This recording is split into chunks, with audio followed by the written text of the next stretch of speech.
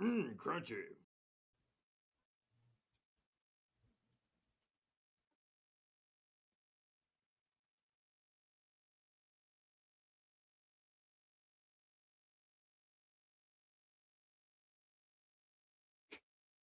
Well, I think it's just me, everybody. We lost Levi for a second there, guys. Hold on, let's see if we can get him back. There you go. Oh, I There was we go. I was muted. I was gonna refresh it because it just became black screen for me. But hello, Crunch community. Welcome to the Crunchcast. This is our table talk, our basically our yearly table talk, where we talk about the best of what happened last year. 2024 was particularly a great year, honestly, in terms of media. Honestly, I think some of my favorites have came out, and everything was such a huge spectacle. Like, what did you say, John? Yeah, I would say there was a lot going on in 2024. Hmm. And in particular, like, not to get too ahead of myself, but like it was a really good year for horror movie fans. We had a lot of different elements of horror movies that were released this year that all did well in their own right.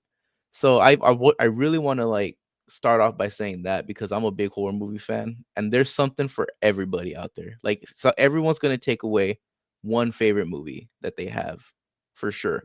Whether it's like the ones you think about the most, whether it's like the goriest ones, like there's a lot of them out there. And just TV shows in general were really good this year. And I think a Hmm. lot of things that we really didn't know were gonna be that good were really Hmm. good. Yeah, Like I think the surprise show of the year was The Penguin. I don't think anyone expected The Penguin to be as good as it was. yeah. Big was surprised really great. There was a lot of great video games this year, 20 in 2024, and then as well as anime. Anime was such a phenomenal year. There was like almost, I think maybe at least maybe just the early winter season, Hmm. but what was like a little bit lacking short. But everything followed was just really great. Like everything that was just coming up in popularity and was just memed so much so it was like breaking forums and stuff like that. Hmm. But so we each brought our own top five in each category: animes, movies, video games, and TV shows. We'll still dive into and mention like a few other ones that deserve some mention, and maybe talk a few about other stuff. But John, did you say you want to go to anime first Yeah, let's or go ahead and jump into anime this year anime? for Okay, for right now. awesome. Um, you want to start with your number five then? For me, number five, I think starts off with My Hero. I think My My Hero Hero. had a fairly solid season this year, but I'll start by saying like I didn't watch a whole lot of anime this year. And I did have to get like some recommendations and stuff, and I just don't have a lot of time to watch TV shows. So one of the ones that I've been keeping up with is My Hero, and I really enjoyed this season. I think this season finally started hitting its stride. The music in was pretty good. I really like the animation, and I really like where we're finally getting to in terms of where like the manga is and where the anime is, and we're finally getting to the good stuff. I think so. Yeah, I've been very excited for this portion of the anime, and I don't think it's disappointed me so far. yeah. My Hero, I do not doubt. I haven't put it on my list of top five only because I haven't seen the full season yet. I'm still like episodes behind. I've read the manga. Um, which that's one thing that we could probably talk about um right now is that like I've been just waiting for it to the season to end, which I think it has, so I could probably just binge watch it. And I think the last part I got to is where they found out the traitor. I think that's the last part I ended up Oh, on. really? Yeah, you're really Yeah, behind then. yeah, I'm really behind. I didn't realize that the episode were coming out. Like I realized that Ochako and Toga already had their fight, and I was like, damn, they're really going through these episodes like really fast. I saw just a Hmm. clip of it, so I'm really excited because the war arc is so good Yes. and I can't wait to see it animated. I'm pretty sure it's animated beautifully. I'm pretty sure it's done majestically because when I was reading the manga, I was I was entertained like with every chapter, and I had to wait each week for it. And going to that, I'm really glad that the author came out with that new chapter that sort Mm-hmm. of sort of cleaned up his original ending. Yeah. It uh, sorry for those that wanted to ship Deku and Bakugo together, but you know Not happening, dude. the Deku and Ochako ship is finally real. It's finally evident, and it should be. That was what was foreshadowed from the very beginning, and I just really enjoyed the Hero rankings. I think we can make that into a different video, but I'm super happy about that last chapter that came out. Hmm. Um, Yeah, yeah, I would say yeah. I'm much more satisfied with that last chapter. Going to my fifth anime pick is Kaiju number eight. Kaiju Really? number eight Okay. was phenomenal anime. It honestly was it on my radar? I'm not sure. I think you're the one that was building the hype for me, to be honest.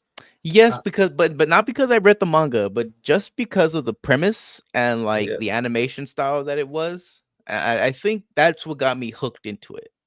I thought it was a pretty it's judging the book by its cover. So that was me. I had a feeling that they were confident in this show, just like based off like how they were presenting it and how it was being marketed.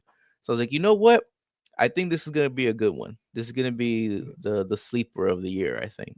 Yeah, it was surprisingly really great.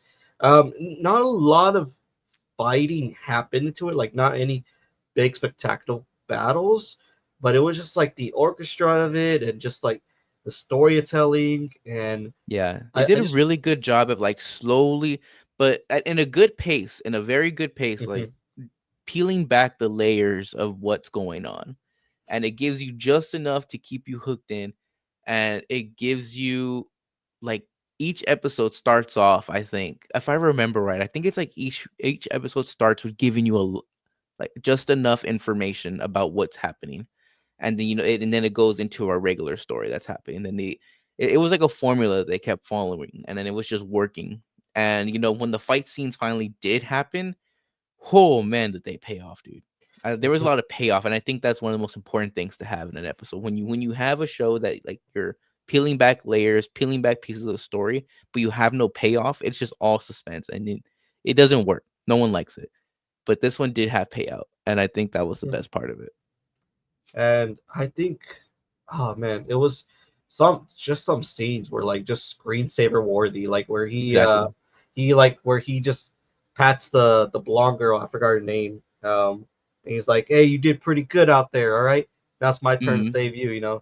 It's Yeah, just super amazing. Like, and each is just like such a climactic moment, especially the one where he just one punches that giant meteor. It, exactly. Yeah, it dude. really gets adrenaline So pumping. good. And then also that song too. I still listen to that song too. Yeah, A lot of good songs this year in anime too, but like yeah. Kaiju number 8, like each one of their songs were pretty good.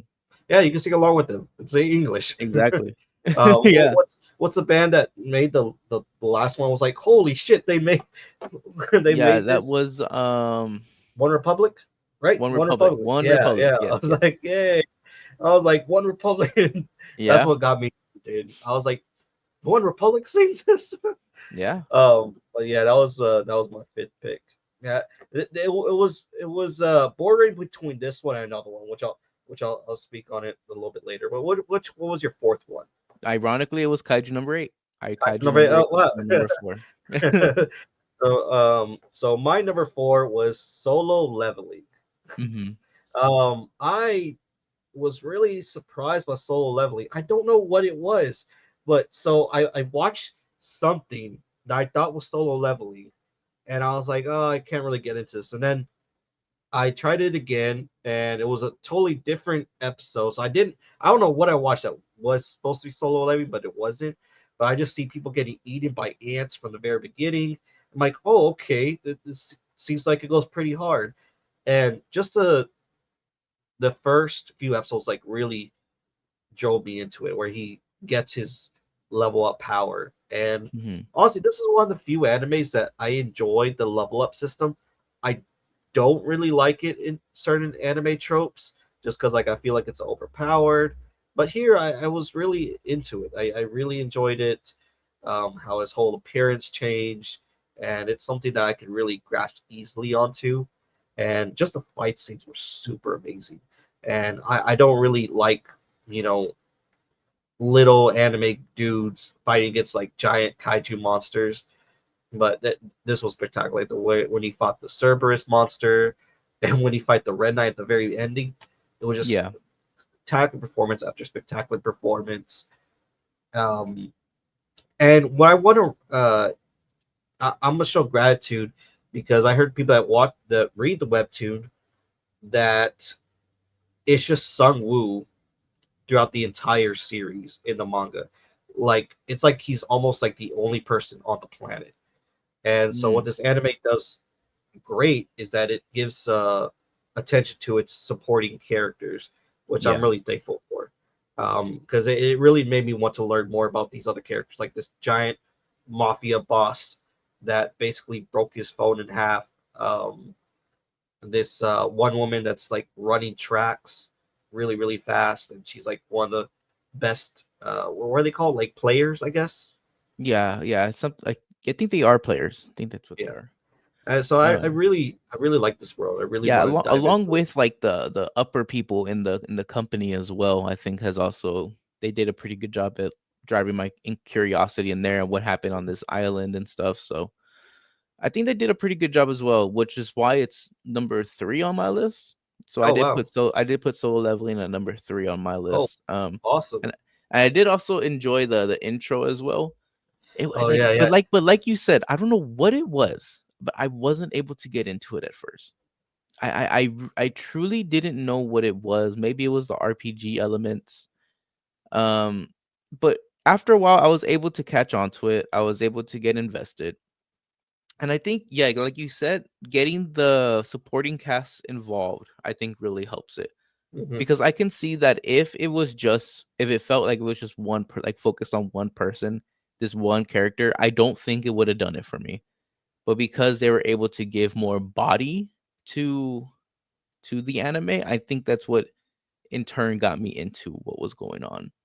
And I think I'm also interested to see what's just happening with this Yeah, character in like I general. Like what's so different about him that allows him to get this leveling process. It's weird. Like I really mhm. want to know what it is. And I'm so excited for season two. Like they already dropped 2 episodes, and people are telling me like, "Oh, you haven't watched it yet? It's getting good. It's way better than first season already." I was like, "By 2 episodes, you're already declaring that?" But I don't know. Like, Yeah. I'm excited for I'm it. also waiting for a couple episodes to come out before I start watching it, so we'll Yeah. see.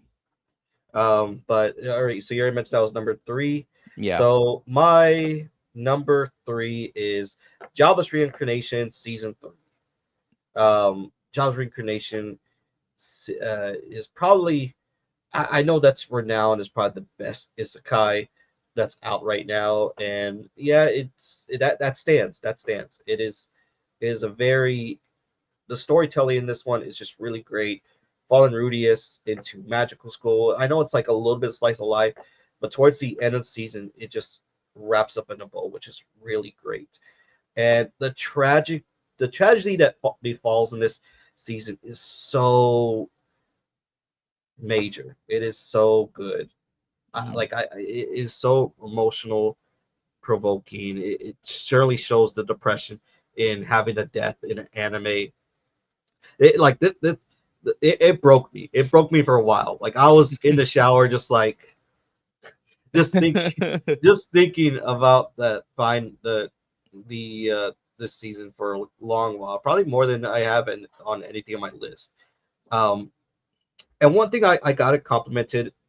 This might be a spoiler, but I know certain people don't like this trope, but there is a harem in this anime, and I gotta give it props because they don't put it at face value.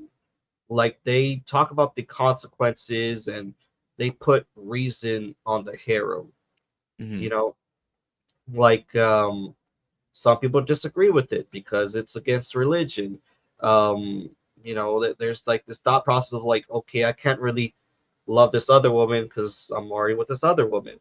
And Hmm. it's just like this very inner turmoil, like this inner conflict. And I was like, okay, I don't see this a lot. Usually, like anime is usually just like, okay, no, this main protagonist can have five different women, which I'll talk about another anime that does a harem, and it was just so in your face that he can have sex with as many women as he wants. That was just so awkward, and there's so many problems with that anime. I'll talk about later, but JoJo's Reincarnation does it perfectly. They do the romance perfectly. They just harem with respect to where I can accept it. I'm like, okay, yeah. They spent like a whole season foreshadowing and leading up to it. Cleverly done. Cleverly done. But your number two, John. I don't think you watched JoJo's Reincarnation, right? No, did not watch that one at all. I don't think They, that that is something. I have seen the cover for it on Crunchyroll, but I don't think that is something I would be interested in. I would give it maybe maybe 2 episodes. 2 episodes. Let's see if you like it. Okay, we'll The see the one day if I end up giving it a shot. the premise is, I mean, the premise is like anything. Like a dude dies and he's put into another world, but he starts Hmm. off as a baby. Okay, Yeah, still weird to me, but so like still weird to me. But we'll see. so he's literally reincarnated. Yeah, I think I remember you telling me Yeah, about it before, and I was like, I don't know if I'd be into this, honestly. yeah, But we'll see. Maybe one day I'll give it a shot. yeah. And then Uh, for me, it was really really hard. It was really hard I to. bet my number one, number two is super hard. Yeah, my number one and number two was super super hard for me. But I think when it comes down to it, what I enjoyed the most, I had to think about what did I enjoy the most, what had the most rewatchability for me, and quite honestly, number two is Dan to Dan Wow. for anime Okay. there. Number two is Hey. the, was that yours as well? the glaze is real. The glaze is real. That's really great. Was it yours as well? Was it yours No, number two? no. All right. I'll spoiler ahead, but Dan and Dad was my number one. Dan Oh, and it's Dad was number my it number was one. your number one. Yeah, Dan and Dad was my number one. Dang, dude. Hopefully my number two is your number one because I'll set Probably. that. It I'll probably set that. is. Is it Maybe. Jujutsu Kaisen? No. No? Jujutsu Kaisen came out this I year. could have sworn it was this year. Are you sure? Was it? Hold on. Season three? Let me check really quick. Let me fact check myself I really don't think it quick. was, bro.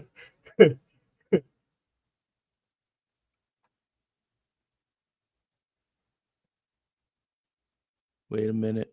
uh, Season two, I mean? Oh no, it wasn't. It was that was December. Oh shit. yeah. I think it was like I think it came out like in 2023 because we Oh were yeah, talking it was right at the cusp, dude. Yeah, because it was we were not. talking about it last year. We were talking about it last year. Yeah, that is my Like bad then. Then it Dan was my number one then.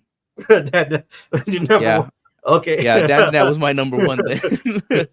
So I messed that up. I think it's because when I was trying to make my list, I think season two, then they were nominated for the 2024. mm, I think they were nominated for 2024, and I believe because that's why. I remember you talking about it last time. You remember you used the analogy of SpongeBob, where it's like the animators they do like the little pickles, and they make every scene perfect. So Exactly, bro. you talked about it. You did talk about last year. Um, so I mean, I guess we could talk about Dan and Dan since that's our both number ones, and I'll Yeah. talk about number two. I think number two deserves to be talked last at least. But yeah, Dan and Dan, the glaze is real. I'm so glad that's your number one, John. What a huge surprise, and I'm very thankful for that. I deserve credit for that because I tried I tried my best to get John to watch it, and we were You didn't watching have to all. force me to watch it. I was gonna watch it. What I was like giving it shit about was like its premise. Like how in the world are you gonna make an anime last for 12 episodes about a guy who just gets his dick eaten by a ghost? Or it's not okay, not even dick eaten by a ghost. It was that his dick was possessed by a ghost. Like that was the premise of this show. And that's all I had to go off. This was before a trailer. This is before a trailer, before any of that stuff. This is how Levi's selling this anime to me, and I'm like, what in the world are Yeah, you John. watching? What are you Yeah, reading on your own time, bro? yeah. John's like, this is Shonen Jump. This sounds like a hentai topic. Yeah, I it does, was like, dude. no, no, no. It was like it's Shonen Jump, John. Like, there's fights in it, and there's like aliens and Yeah, I was oh, very, very confused, to be honest with you. Okay, then okay, on my list then I'm gonna put move everything pretty much up, and at number 5 I'm gonna put Demon Slayer. okay. I'll put Demon Wow. Slayer at number 5 because I mean for as bad as I thought it was, the last episode in and of itself was really good. And already Like that was pulling. cinematic. It was cinematic, dude. Man, I Holy I thought Jesus. I don't think anyone would put Demon Slayer the training sword arc as their top. But then And again, I didn't watch a lot of anime. But what I'm telling you is that, like, okay, even though, regardless of all of that, the last final episode of Demon Slayer, holy Jesus, like that was good. They were cooking. That is the epitome of what's to come, and mhm. I'm just very excited for it. Yeah, me as well. Me as well. Um, I haven't seen it. I haven't seen it because I knew I was not excited for the training sword arc, and I was I mean, like, if anything, let's dude, just watch the last episode. If you haven't watched it, have just you watch. watched it? No, I haven't seen it. If I mean, you already know what happens, right? Pretty much Yeah, the yeah, entire train yeah, wreck. Okay, just yeah, watch the last episode then. Watch the last episode, bro. It is pure cinema. You're gonna understand why it's so high on my list. Like the last yeah. episode of its even of itself, like balances the trash out. It's crazy. So I'm gonna go to my number two, which I'm surprised that this hadn't made your list, John.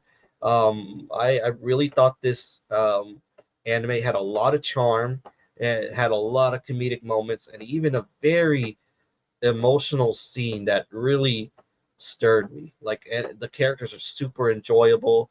It really showed the essence of adventure, and that is Delicious Dungeon. Delicious and yeah, I knew you were gonna Delicious say delicious and dungeon. Yeah, Delicious Dungeon was superb. I remember I bought the first manga book, and I read halfway through it.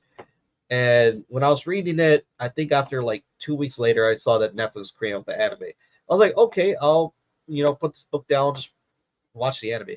And what came from it, I thought like maybe the first 5 episodes, okay, this is just gonna be a quirky, kill a monster, make food out of it type of show. And then you get into like the bare bones of it, and it starts showing like its true colors. That there's some dark stuff at foot, and one of the characters, Senshi, he has like such a great, amazing backstory, and it really really tightened it. I enjoy the voice acting in English. It was so good. Mhm. Nami, I forgot her name. Rudd. I know her last name's Rudd. She voices the elf, and then um, what's that YouTuber's name? I'll watch him all the time. Pro ZD, I think, Mhm. voices Senshi. He does an amazing job at it as well. I have a poster somewhere of it. I don't know where it is, but yeah, though Delicious Dungeon was super. I don't think it was super slept on, but it was super charming, super great. Even the battle scenes that weren't super spectacle really show the danger of fighting these like monsters. Mhm. Yeah, But I'll say I did enjoy some elements of it. I think for the most part, like when it was like kind of a cooking show, I really liked it because I like to cook. So like that's one of my things I like to do. So I kind of latched onto some of that stuff, like recipe wise, and I was like, okay, that's pretty cool. Learning how to cook and stuff, doing stuff from scratch. And I don't think it was part of my top one just because like it's fantasy, and for mm, me, I struggle to get into fantasy. I really do. Like it's just not that element that I can really latch onto, and it's just like for me to even like the show should kind of should say a lot because like it is hard for me to get into that stuff. Like same thing with solo leveling as well. I mean, it has to deal a little bit with fantasy, but not really. But this one more so. So it just for me to even say I enjoyed it is a big feat for me, and it probably would have made my top 10 if we had a top 10. Um, But yeah, I enjoyed it too. Just probably not to the degree that you did to put it like at number two. But I mean, for me, like I thought it was good. I thought it was a good show, and I did enjoy when it started getting to the darker tones, to the like kind of basically kind of performing like this horror movie esque like black magic type thing. So it was like it was pretty interesting. I like that part. I really did. And I'm not too sure where the show's going from this point on, but I think I'd be interested to see where it does go. Yeah, they're like going more underground. I'm just like, oh, this looks good. Like I can't wait for season two. Mhm. Um, but doing that, I do want to do an honorable mention to Wistoria Wanted Sword. That was the one that was fighting against Kaiju number 8 for my fifth spot. Um, Wistoria Wanted Sword is like you've heard it before. A kid is going through a magic school. It's his senior year, so he's already like sort of like a made a name for himself as being that weird kid that doesn't know magic, and Mhm. he fights with this giant strength, um, doesn't know magic, and he's just a this strong sword user, and he's trying to be the very best magician without no magic in order to be with this girl that he really loves. And so Mhm. you kind of heard it before. It's Kaiju number 8. It's Mashal, but it does it so well. The animation's super good. It and how you say Will's his name, William. William is such a likable character. He always has a smile on his face. He um he flirts with the girls without like being so like cringe. I could Mhm. say like where you're like, oh don't do that, like as you would with like maybe Deku or what's the guy's name from Danadan? Um, I'm trying to remember. You mean Okarun? Yeah, there you go, Okaran. Mhm. You saw where Okaran was like dancing around like as a Yeah. crab, like you kind of feel that secondhand embarrassment. Yeah. So you don't get that Will. Will knows how to talk to people, and yeah. So well, story one to store was an honorable mention, and I do want to give honorable mentions as well to Windbreakers. Windbreakers was also very good. It was just a delinquent anime, something that we probably haven't got since like Yu Yu Hakusho. It Mhm. was just a way better version of Tokyo Revenge with someone that doesn't cry every battle scene, much like we have in Tokyo Revengers. Yeah. And I just didn't finish it, but from what it has amazing fighting choreography, just uh, fist, just high school students just fighting each other, Mhm. and they do that magnificently. I'm not sure. Do you have any other honorable mentions you want to give a shout out to, John? I think if I had to give one out, maybe Dragon Ball Daima. I mean, I know it's still ongoing, but it's not as bad as I thought it was gonna be. It definitely has its pacing issues. I'm not even sure if I want to recommend it because of the pacing, but I will say the first episode is a banger. The first episode's pretty damn good because it does a lot to it does so much in terms of like expanding on the world of Dragon Ball, and it has to do particularly like with Majin Buu and where he comes from. So I mean that's really where the show is diving into, and we're learning a lot. We're learning a lot about what's going on, and it kind of feels like a giant side quest, to be honest with you. I Like feel if like it we retcons a lot. That's what I've been hearing about. That changes up. yes. Okay, Yes. yeah. Yes, it does. So it suffers from a little bit of things, but for the most part, I would say that it still has some comedic tones. It kind of feels more like back with Dragon Ball's humor. It has a lot to do with that. And at least it's using characters we like. It's using some types of things that we're into. So I would say that it's kind of an honorable mention because I think it's okay right now. I think it's okay. I just want to say that. Oh, so I did watch it, and it just didn't make my list just because the season was a little bit short. But ReZero season 3 is popping off right now. It reminds me so much of like Full Metal Alchemist Brotherhood. I think Mhm.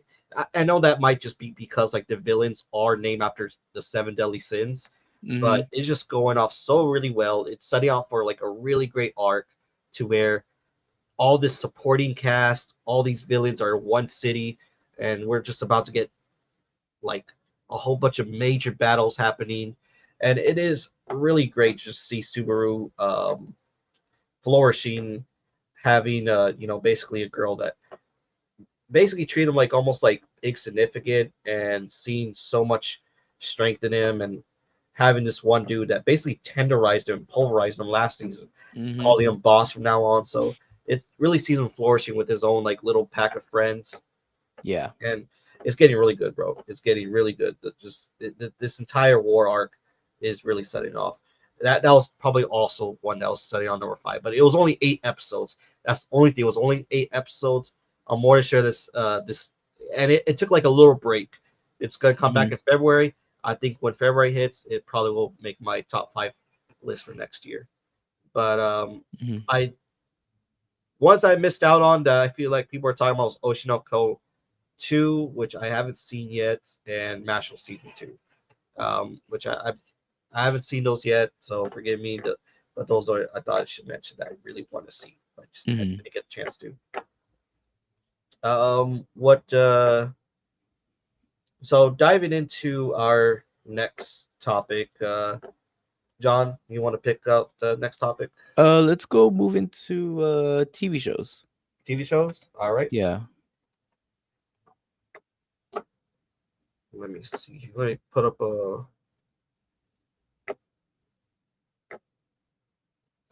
I'm just finding a random image.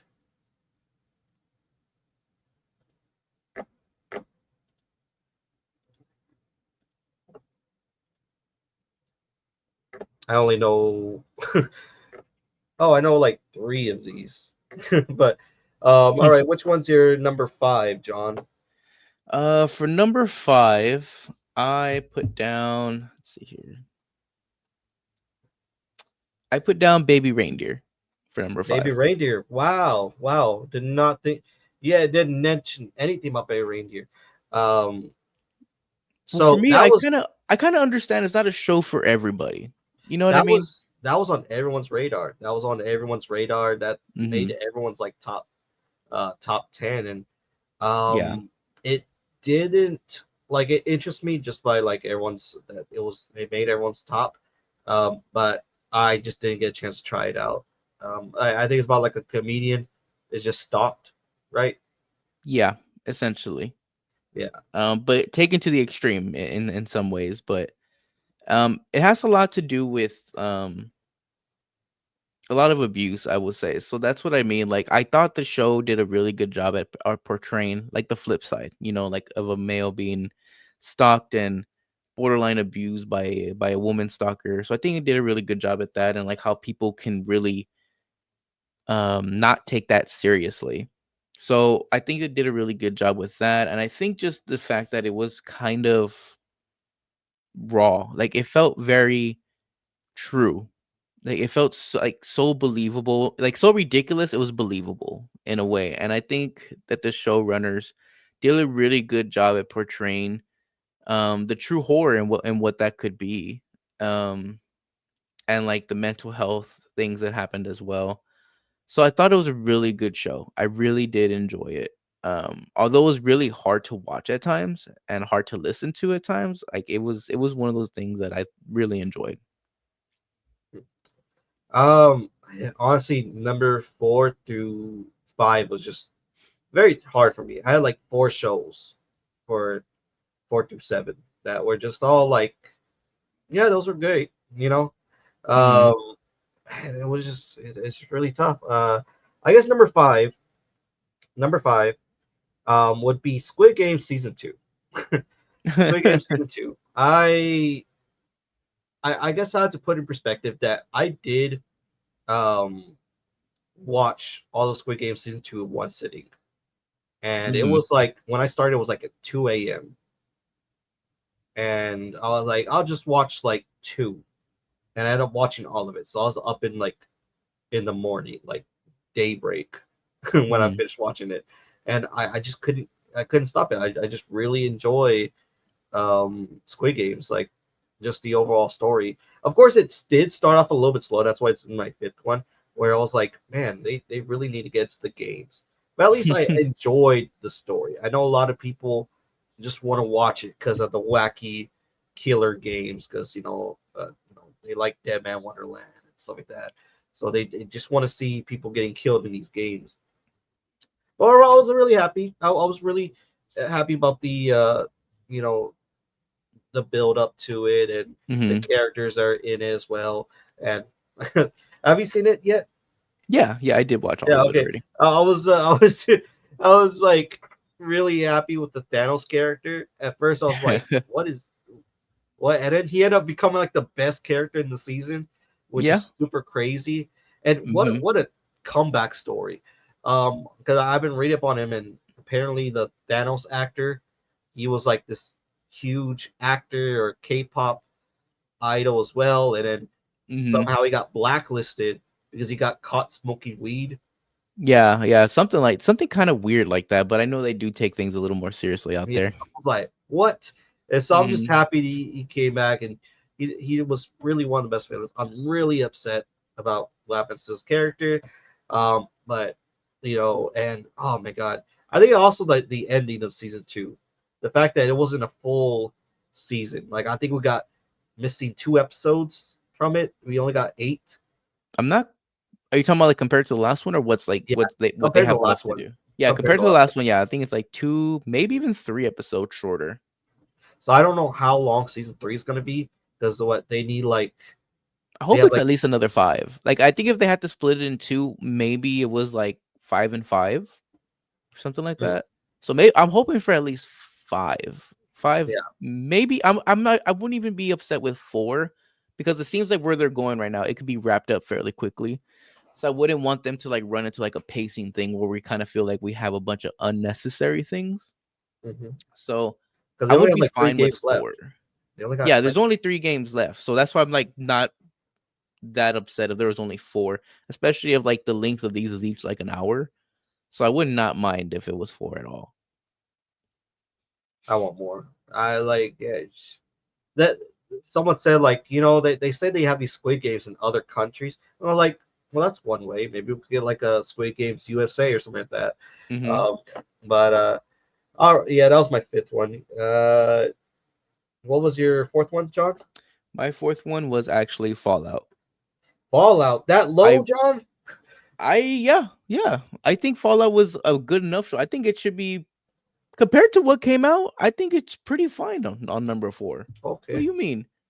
So I thought I, Fallout. I think instead of thinking about it critically, I think Fallout was just one of my favorite shows in general. was Because that I'm was not. that I'm was that do we have to wait for that, or was it all episodes all at once? no. It was all you could binge it all at once. Okay, okay. Because I was like, did I have to wait each week for that? No, I didn't. Okay, I did. I did binge Yeah, watch all of it. you were able to binge it all in one go, which I enjoy. So Fallout, although I'm not sure where it landed critically, like tomato, Rotten Tomatoes and stuff. I have no idea where it landed critically. But for me, I just enjoyed the show. I really liked it. I'm a big fan of the Fallout series, and I love what they did with the show. So it was legitimately one of my favorite shows of the year, regardless of what people thought of it critically. It was just a show that I really enjoyed. I enjoyed the world that they have built. I enjoyed the set. I enjoyed all the references to the games, and I think this is one of those times where people need to start taking notes with how to do a video game adaptation. You know, Yes, yes. so We're it is definitely one of those shows to take a page out of. So we're looking at you, Borderlands. All right, we're looking at you. we'll talk It about can you be done. later if we have a chance. But yeah, We're- Borderlands, we're looking at you. It can But be done. It can But be done. Fallout, like it was, I just enjoyed it, man. I enjoyed all the acting, all the things that were kind of explored with like going further into Fallout lore. Like I enjoyed they even attempted to do that. Um, and that's about it, man. I it was a fun ride. I really enjoyed it. Yeah. I enjoyed Fallout. It was one of my favorite shows. I just loved how much attention to detail, all the props that they used. Like even as silly as it is, like using like this giant old stim pack, and Mm-hmm. it was just like, okay, yeah, they knew the source material, and as I said, Rico using the hacking system, it's actually from the video game. Mm-hmm. It's just such a love letter to the fans. And Yeah. Ella Purnell, I know she was saying that, she said earlier, she's like, I really want to try leaving the video game genre. I don't want to be known as the video game girl. And and I didn't know this, that she's also In in Arcane. yeah, she voices Mm-hmm. Lucy, which I didn't know, which makes me want to watch Arcade. I haven't seen Arcade. Me either. Which maybe it'll make my top 5 and watch, maybe. But yeah, really she does a magnificent job. She really shows how to be a ball dweller. And props to Walton Goggins. Walton Goggins is a beast in that show as the ghoul. He is Mm-hmm. super great. They I was really, very excited when they announced him to be in the show, dude. I was very it's excited. so He's good. such a phenomenal actor. And I'm super excited because we're getting New Vegas next season. Yeah, And yeah. New Vegas is one of my favorite of all yeah, time, dude.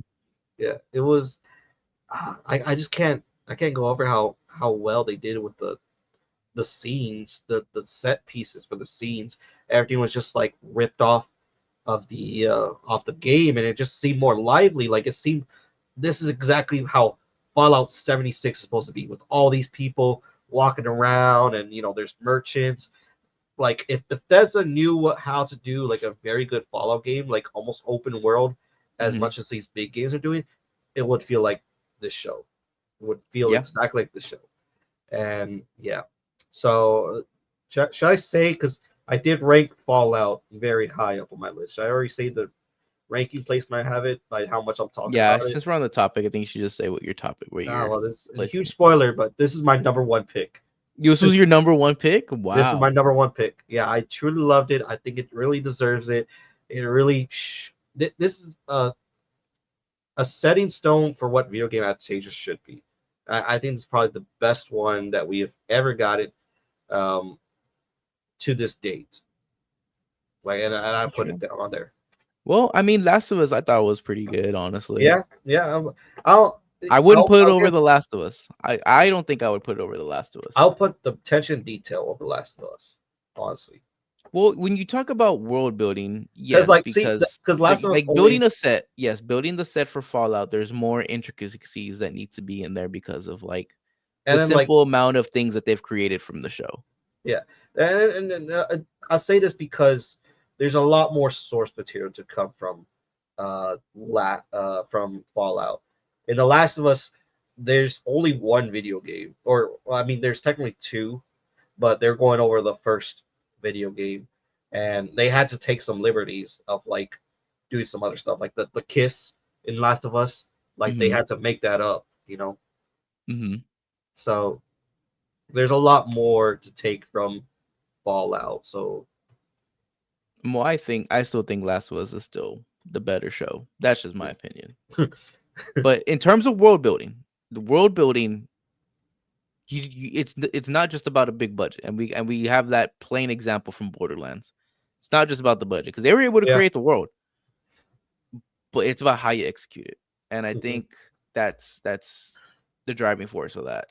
And Last of Us, I think, just had better storytelling. But I mean, it does have a story to go based off of. But just based off like the or whatever episode it was with what's his name again? I can't remember the name. Ron Swanson. I can't remember. I can never remember his real name. mhm.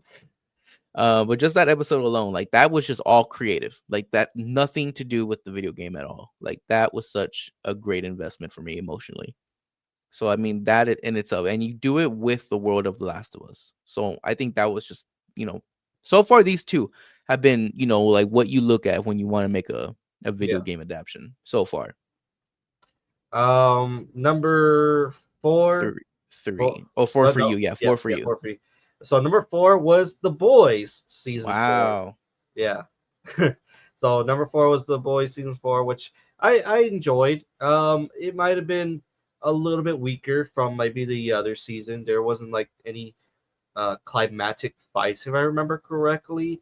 But Um, but that's just it's still a really Yeah, good show. yeah, Even it's though still it's really good. just to say it's the weakest of like the boys so far says a lot because it Yeah, was still a pretty damn good yeah, show. it was super good. I was getting really into it, and I think it's just this was just I think we said it before in the review that this is the setup for the next season. Hmm. Because what we got was basically the boys Infinity War, where it just looks like all our heroes are gone. Hmm. Looks like villains have won. Just the set piece of Homelander and what's the girl's name? Stars and Stripe? No, Yeah. No, no, no, no, no, no. no. Stars and Stripe. Flag Uh, Girl. What's something her like that. name? I can't remember her name.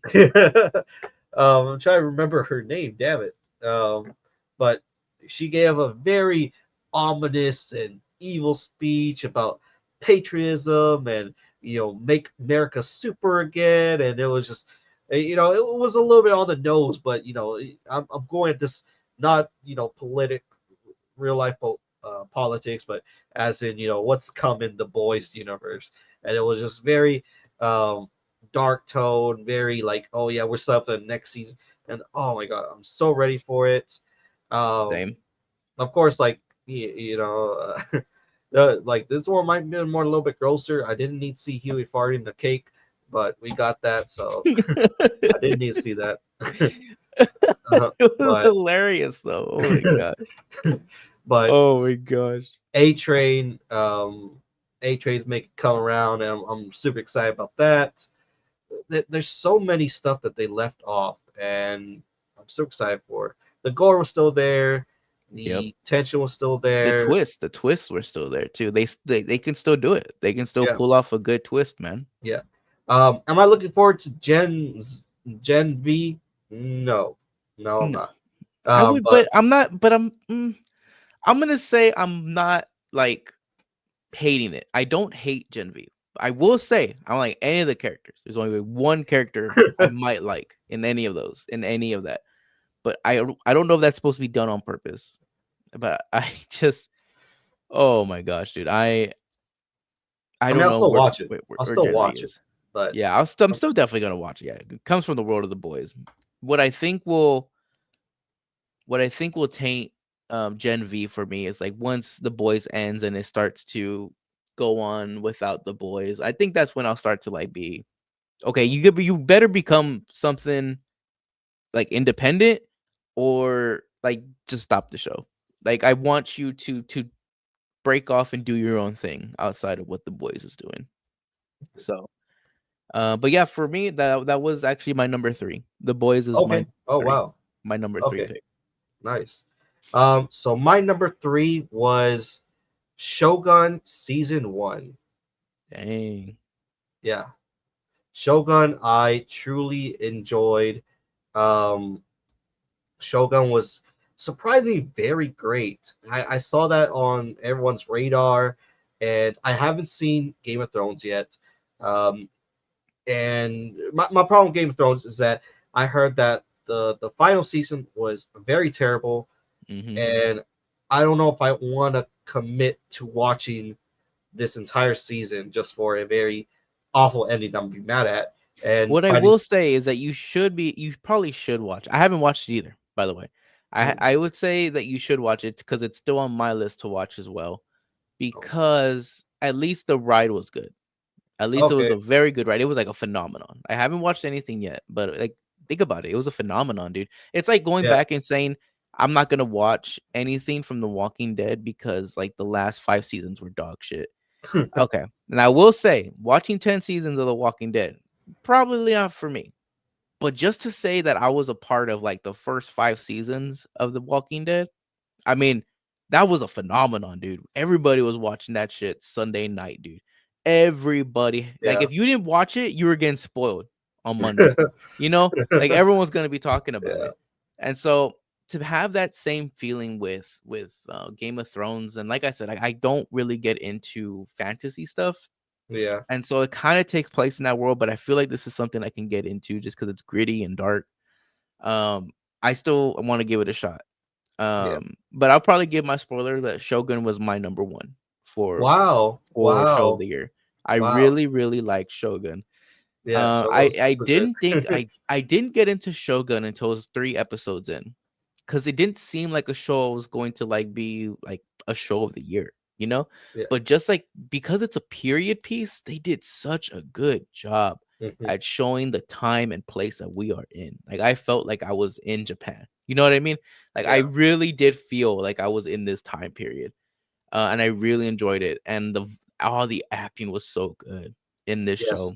It's so good. it Hmm. it is very remarkable. And I want to tie in why I mentioned Game of Thrones because like what I heard is that like a lot of people want to get on that Game of Thrones craze, you know. So there's a lot of replications and like a lot of people are trying to make that next Game of Thrones, and so a lot of people compare this as the next Game of Thrones, Hmm. and I can sort of see it. Like death is not played with in this show. Like there's at least like a major death in each episode, Hmm. and I Hmm. gotta say like just the death scenes are very tragic. Like Yeah. in anime, Senpuku is almost like mentioned like very. I want to say it's like just mentioned. I'm like okay, all right.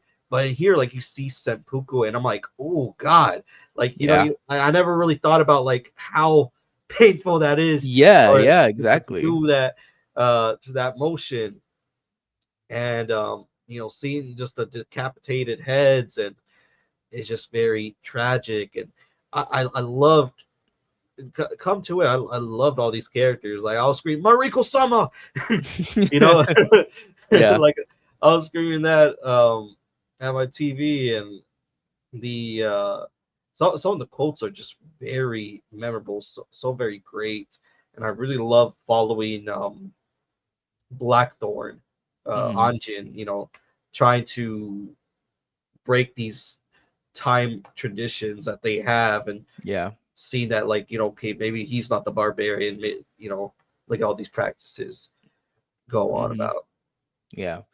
But man, dude, it was such a good show, and I was actually wrestling with this one and another show for top for me, and it was. I'm very much surprised it was only in your top three, dude. I thought it was just like even critically, it was such a good show. Like not Yeah, even like there was so much to grasp onto for me that I just couldn't. I could not keep it out of the number one spot. yeah, it was super good. I can't wait. Hmm. I honestly thought it was just gonna end right there, and I was like I was like checking like the timestamps, like okay, is something gonna happen? Like are we gonna get an open ending, or are we gonna get another season? So I had to like look it up like before I finished. Like, Hmm. are we getting season two? I was like, okay, awesome. Um, so I'm super excited for it.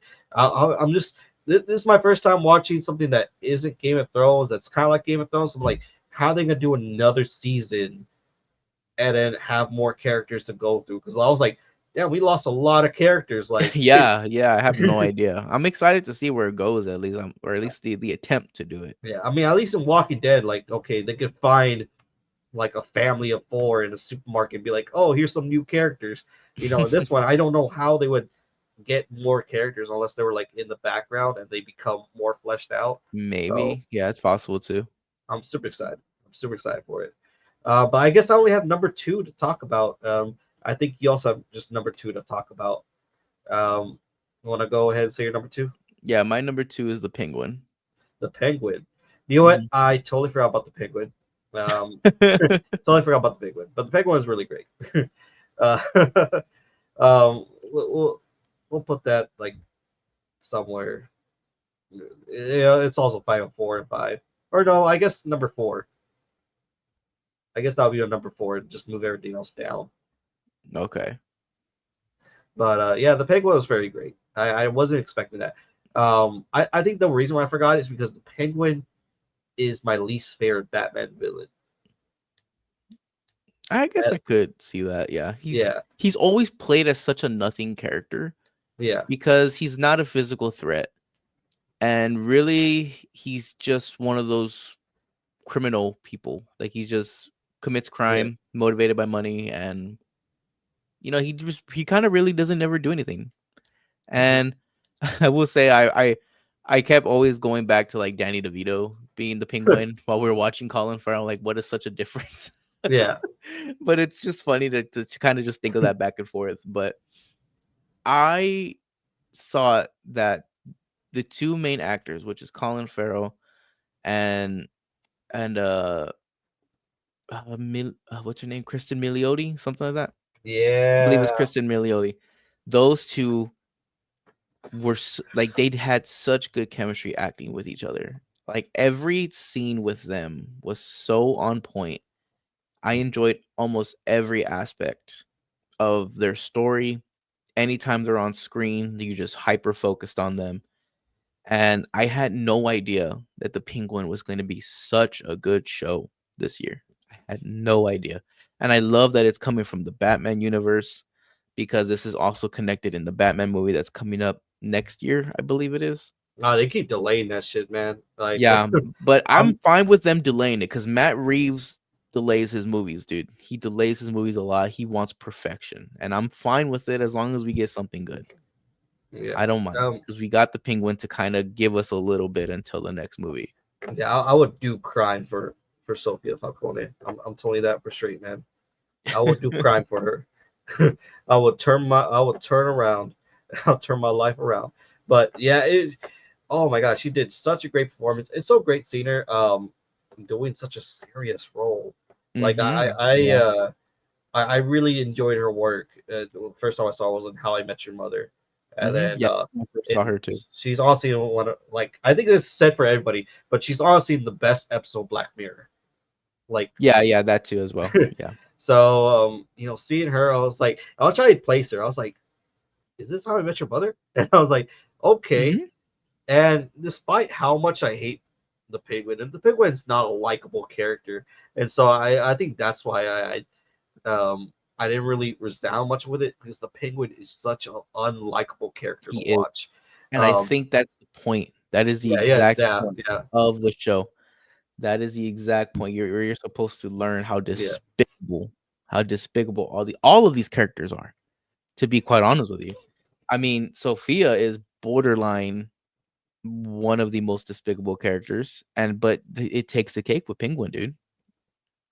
hmm The, Crazy. and it was just at one point where I was just rooting for Mr. Krabs and Sophia to like beat him down. It hmm was just at that point. Did you know? Did you recognize Mr. Krabs? Did not recognize Mr. Krabs until you Yeah, just yeah, said that. yeah. He's the tall, bearded guy. Oh, always recognize his voice. It's like Mr. Krabs. But yeah, it was a very gritty TV drama, which I really enjoyed. Even though it didn't have anything like from the DC universe that like any superpowers or anything, I expected to see somebody like with super like strength or like at least street level crime, street level powers or something like that. But hmm no, it was just straight Yeah, up. It was just a straight up mafioso yeah. show. Just a straight up crime show, dude. Mhm. But I think that's kind of the world that Matt Reeves wants for Batman. I think it's Mhm. gonna be hyper realistic. Has he Hopefully mentioned? there will be some element, but I don't think any elements of that's gonna be introduced until Batman, a movie with Batman introduces it. Mhm. So my number two was Vox Machinima season three. I truly enjoyed this season. I have been such a fan of the world that Critical Role made, and oh my god, they instantly delivered on this season. I feel like this season was entirely slept on, or I'm not sure that before the season ended, they already announced season four, so I think it did tremendously well. I think this Mhm. is honestly one of the best animated shows that came out. Like I think, yeah, I think I'll give this my best animated show for 2024. Mhm. Um, keep in mind, keep in mind, um, I haven't watched X Men '97, You and have I heard not that was yet. very good. It was I heard very that was good. very good. That probably will make my top five, but didn't watch it. But this takes over Invincible for me. Vox Machinima season three was super powerful. The emotional scenes were very great, and there was just a lot of tender moments. Like there was this one scene with Fleetfoot talking to the devil, playing the game, which was super powerful. and every single time it's just a spectacle. Like it really, like I really want to try getting Critical Role so I can see these powerful moments come to play. It just really feels like D&D. I just truly enjoyed it. Like the fighting choreography reminded me of Justice League Unlimited. It reminded me of Justice League. Reminded me of Avatar. It was just really fluid, and some of the fighting choreography was really great. Probably way Mhm. better than any anime. Some of the animes I've seen this year as well. I really highly recommend that you watch it, John. I know you don't Yeah, like fantasy, but still haven't seen it. Still have yeah, not seen Vox Machina at and all. even the comedy's super well done too. I think I was Mhm. laughing for most of the parts as well. But Yeah. ones that I do want to that I didn't talk about is from season three. From is probably from in my opinion is probably the next Walking Dead. It's the next horror show that's doing tremendously well, and I just didn't give it to this one because this one was just a lot of the character exposition. Uh, Mhm. the, the first the first and final episode was super good. The first Mhm. episode really showed that this is a horror episode. But after Mhm. that, everyone's just talking about um, what to do, talking about the starvation, the dying of the crops, and it just felt a little bit flat from season one, season two. But I'm really excited for the season four coming out because apparently there's now like a time loop coming into play. So I'm super Mhm. excited about that. But yeah, season three, I really feel like I didn't know what to do after season three ended. I was like, there's nothing I can watch on Sundays now. And then the other one, which I think I might enjoy a lot better than Penguin, which was also another mafioso show, which is Mhm. Tulsa King season two. Oh yeah, you did talk about Tulsa King. Yeah, I love it. I thought I would. It's so nice seeing Sylvester Stallone like back in action, and Mhm. it's such a cheesy mafioso show because Yeah. he's 70 years old, so there can't be any big action scenes, but still so cool just to see him talking shit to people and shooting down people. He has his own like little ragtag, like it feels like very cheesy '90s group of characters. Mhm. Um, and it's super good. It's such a fun watch. Yeah, I've been meaning to kind of give that one a watch because I do like Sylvester Stallone, Yeah, so I think I would probably enjoy it. he does a really great performance, Mhm. and like it steals a lot from other mafiosos. Like you'll see, I think like a little bit from Sopranos, like it's sort of like kind of like a love letter to those old mafioso shows. You Mhm. see the mafiosos, you'll see the Yeah. mafia in here, so he does pay a lot of homage to it. I think one I could probably shout out is actually pretty new, but it did release last year. Creature Commandos. I think I've been telling you about it pretty often. Yeah, did it already Um, end? it ended. It already ended. Oh wow. But yeah, Creature Commandos was pretty good. It technically released last year. I actually enjoyed it. I really, really did. Let's see what else. I would say Invincible as well. Although it wasn't its strongest season, I thought it was still pretty good.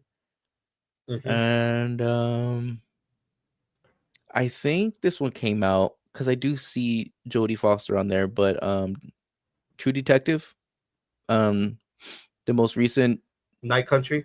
yeah, yeah. I thought that Yeah. one was pretty good too. I liked it because it kind of dabbled with like supernatural a little bit, which the show had like never done before. So Oh I wow. kind of I kind of liked that. I didn't know it had supernatural elements in It it. doesn't have it doesn't have supernatural, it just dabbles in it. It just Okay. kinda like dabbles in the supernatural field. So like it never really played on that. But for some part of the show, it did dabble in that for a while. Some missed opportunities that I didn't get to watch has been Hotel. I heard that was very, I heard that was getting a lot of people. It was very popular amongst people. The fact that it's a musical cartoon, that's what kind of Mhm.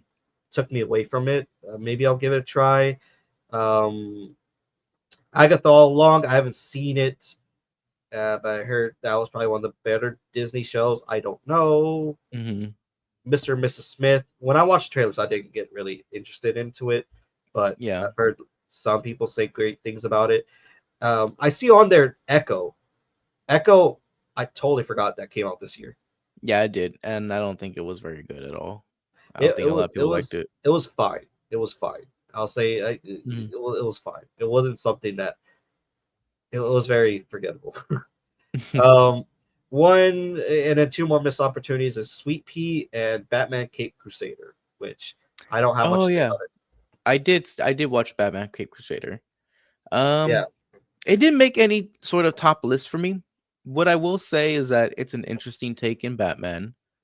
Hmm. It doesn't take it doesn't take a lot of comic book references. It kind of just it's a brand new look on Batman. So some of the villains are a little different and a lot of the characters are changed. And I think that's what angers a lot of people. This is just more like of a special project, I would say. I wouldn't exactly call it like uh a Batman like okay, obviously it is a Batman thing, but what I'm saying is that it's not trying to please anybody from comic book references. It's just a new story to tell, something that's original. I have no idea like if it takes place in a universe, what comic book it comes from, but I think it's just, a fresher look at Batman, and I think that's what angered a lot of people. Also, like with characters being changes and some like races being changed, I think that it got people off the wrong way or it angered people. I mean, it's just something new, to be honest with you. But for the most part, I thought it was fine. I thought it was a fine show. Yeah. Yeah. I heard it followed a lot after. Like, if it's it feels almost Batman the animated series esque, Yes, and yes, yeah. that's what is driving me to watch it. I just haven't had a chance to watch it, so missed opportunity on that part. But I think Hmm. that's about it. I mean, I have other shows on here, but nothing that spoke out to me that was like, oh, I need to watch this. Like everyone's talking about it. I think those only ones. I mean, of course, X Men '97 because I really love the X Men cartoon. I just can't believe I haven't watched it yet, but yeah, I'll watch it later. But so video games or movies, John? I guess we go into video games. We're kind of been dabbling around in there. But All to be right, honest with you, I didn't play a whole lot of new games this year. that's is completely fine. um, for me, so the thing is that I might cheat a little bit because a lot of the games that I've played, um, I haven't completed yet, so I don't know. Sorry, guys, if if that's me cheating, but yeah. So some of my list are games that I haven't completed yet, but they still made it to my list because the times I played them were super significant. Hmm. So are you? Do you at least have a top five, or no?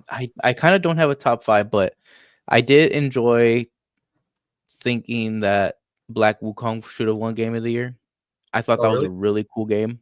Um, I did like that Elden Ring came out with DLC.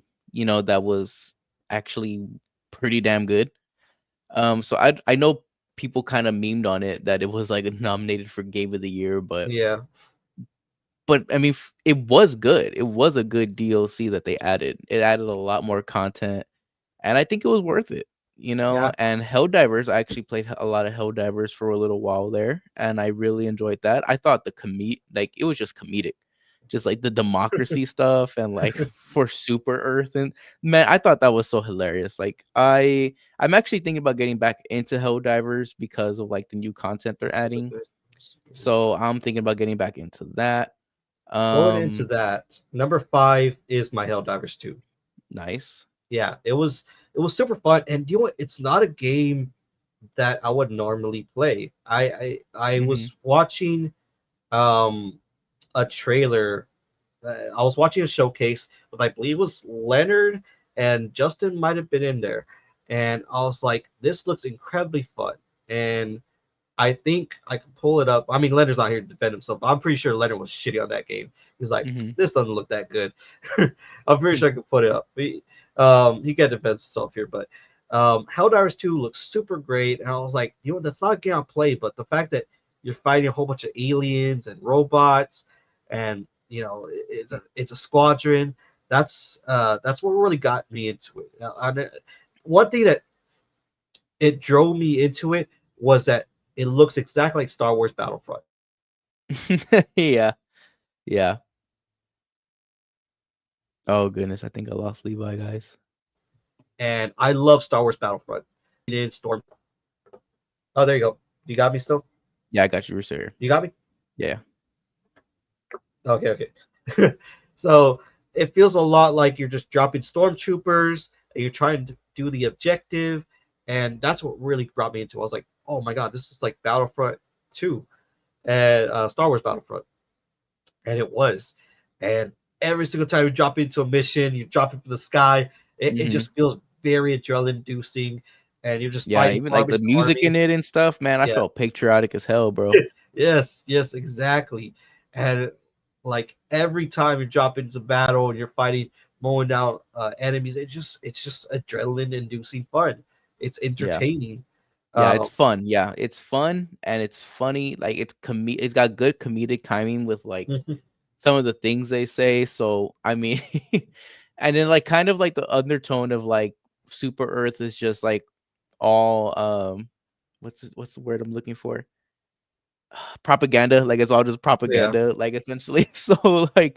So like there's like this thing that they joke about, like the robots just wanted peace and whatever, and like we're just like convinced that they're like trying to take over the world or whatever the case may be. So it's just like those undertones of like major propaganda is just so hilarious to me. Um, Number four, I gave to Astrobot. Astrobot Hmm. was a very addicting platformer, which I didn't see coming. Do I agree with it becoming Game of the Year? Yeah, I think it deserves it. I think it deserves it. It was a very very addicting fun. It's very family friendly. Anyone could get into it. It's honestly the best thing that came since Super Mario Odyssey as a Hmm. platformer. And honestly, it's just a love letter um, from PlayStation. It is a celebration of PlayStation. Hmm. And every single time you're going into the game, you're seeing like an Easter egg of PlayStation or a Yeah. character from PlayStation. And I'll say this, it's way better than an episode from Secret Level. Just way better. Like you'll see characters that like, oh, I remember this character. I remember Crash Bandicoot. I remember Spyro. Oh, I remember Solid Snake, and it is so well. And every time you find these guys, they have like the little jingle. Like whenever you find Solid Snake, you hear like the Yeah. little.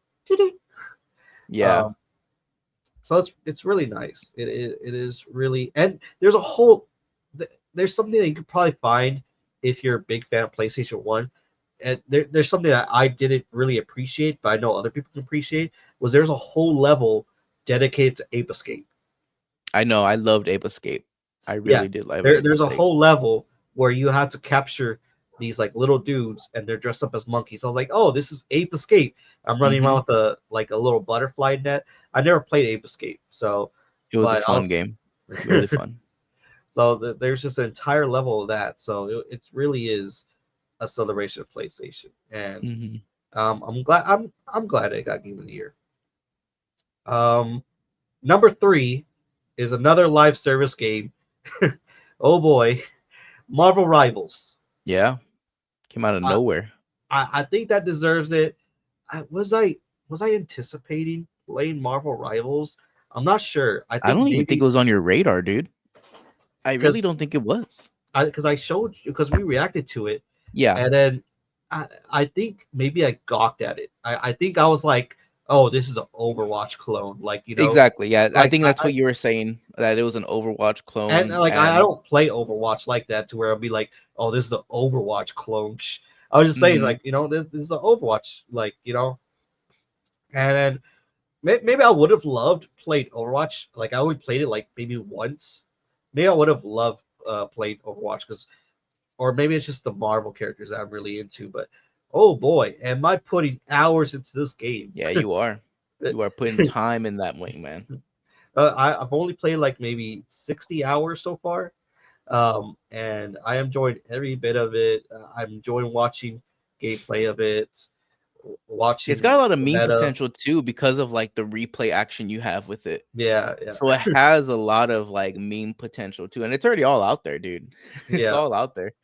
Uh, if they keep going in this direction, dude, they could have a lot of success. I think Mhm. Yeah, because you the asked me the about a year for it, a year, mhm. and Overwatch 2 has been out for like maybe a good four, 8 years probably.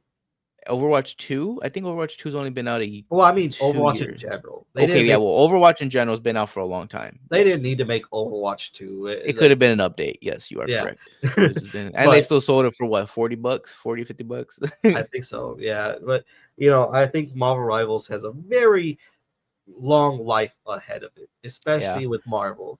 I Um, really feel like this first year of Marvel Rivals, depending on how it goes, will definitely dictate how long it's gonna last around for. yeah, they already have like two free characters.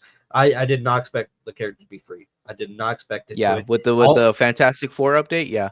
I was kind of skeptical that they were gonna allow them to be free, or at least allow them to be purchasable with that in-game currency you can earn. But no, they're just straight up available. You don't yeah, have to buy them, which is a huge W. Huge, yeah, huge W. yeah, And but I think it further iterates that they're gonna be pushing like, skins to buy, yeah, which I mean they do the pay for ass skins, so they're yeah. gonna be definitely putting a lot of effort into those, which I mean I'm fine with. I'm fine with. Good, Throw it all up in my face, I don't good, care. I don't care. good. Make You can Invisible advertise. Woman, make Invisible Woman free. Just make them pay $20 for the ass skin. That they'll Yeah, buy basically. Yeah, and I'm it. fine with that, dude. Because I'm never gonna spend a dime on the game. To be honest with you, I know you've already bought stuff, dude. Yeah, You've yeah. already bought pay for ass skins.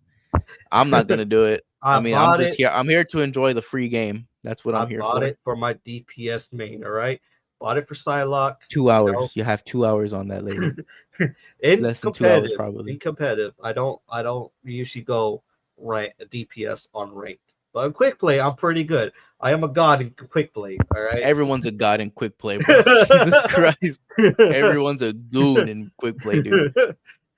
whenever, yeah, We could win a match with no healers on our team, dude. whenever I feel very upset about ranked, I just go on quick play and just get Yeah, myself a just little pound victory. some. Yeah, just fucking stomp on those lobbies, dude. But it is super fun, super engaging. The wait times, like I can just go in for a quick match you know, and I'm done for the hour. Like it Yeah. is just very very great. I'm really excited to As of see. right now, it's on the top charts of every console. So like Xbox, I think it's like third place. PlayStation, I think it's second, and on PC, I think it's the top game being played right now. Wow, wow, good for them, good for them. I think Hmm. this is one of the live service games that actually like went out, Yeah, you know. And yeah, yeah, like a lot of people are like, okay, we don't want hero shooters, and Marvel comes up, and yeah. That's you the know, thing. Like Concord fell flat on his face, and they blamed it a lot on like the market, like the hero shooters. No one wanted hero shooters. But I mean, Marvel Rivals came out and just proved that wrong. It is a mhm, hero shooter through and through. It is ready for competitive playing, and people are loving it. And they just did it right, dude. And I think, like, I went back and I started watching like old content on Marvel Rivals, like alpha gameplay from like some streamers. Um, and it was a pretty buggy game. It wasn't ready. I mean, it was definitely in development for quite some time, and this was like 5 months ago, if I remember right. 5 months ago is when people were first starting to play this game, and there was only 12 characters in it at the time, and they just didn't have it, ready. And I'm really glad they didn't release it, because if they released it earlier than what it is now, I feel like it would have, fallen short, because it's one of those things that AAA studios always fall into. They release a game, they release an update, and it's just quite simply not ready. It makes the game borderline unplayable. There's, I mean, there was obviously optimization issues that's going on with PC, but I mean, for the most part, it's still a game you can run, and it runs fairly smoothly. But like outside of that, like the voice lines are very clear. The footsteps are clear. You know exactly what you're shooting at. Like, there's no issues with this game that I can like see realistically. And I don't play the game that much to really know all the ins and outs. That might be wrong, but it's such a good game. It's such a good game, and they released it. They took their time with it after when they released it, and I think that's like one of the best things about it. It was very fun. It was it is still very fun. Um, going to my number two spot. You see it on the screen right there, but it's Final Fantasy VII Rebirth. Hmm. I haven't beat it yet. But from what I've played, I've truly enjoyed it.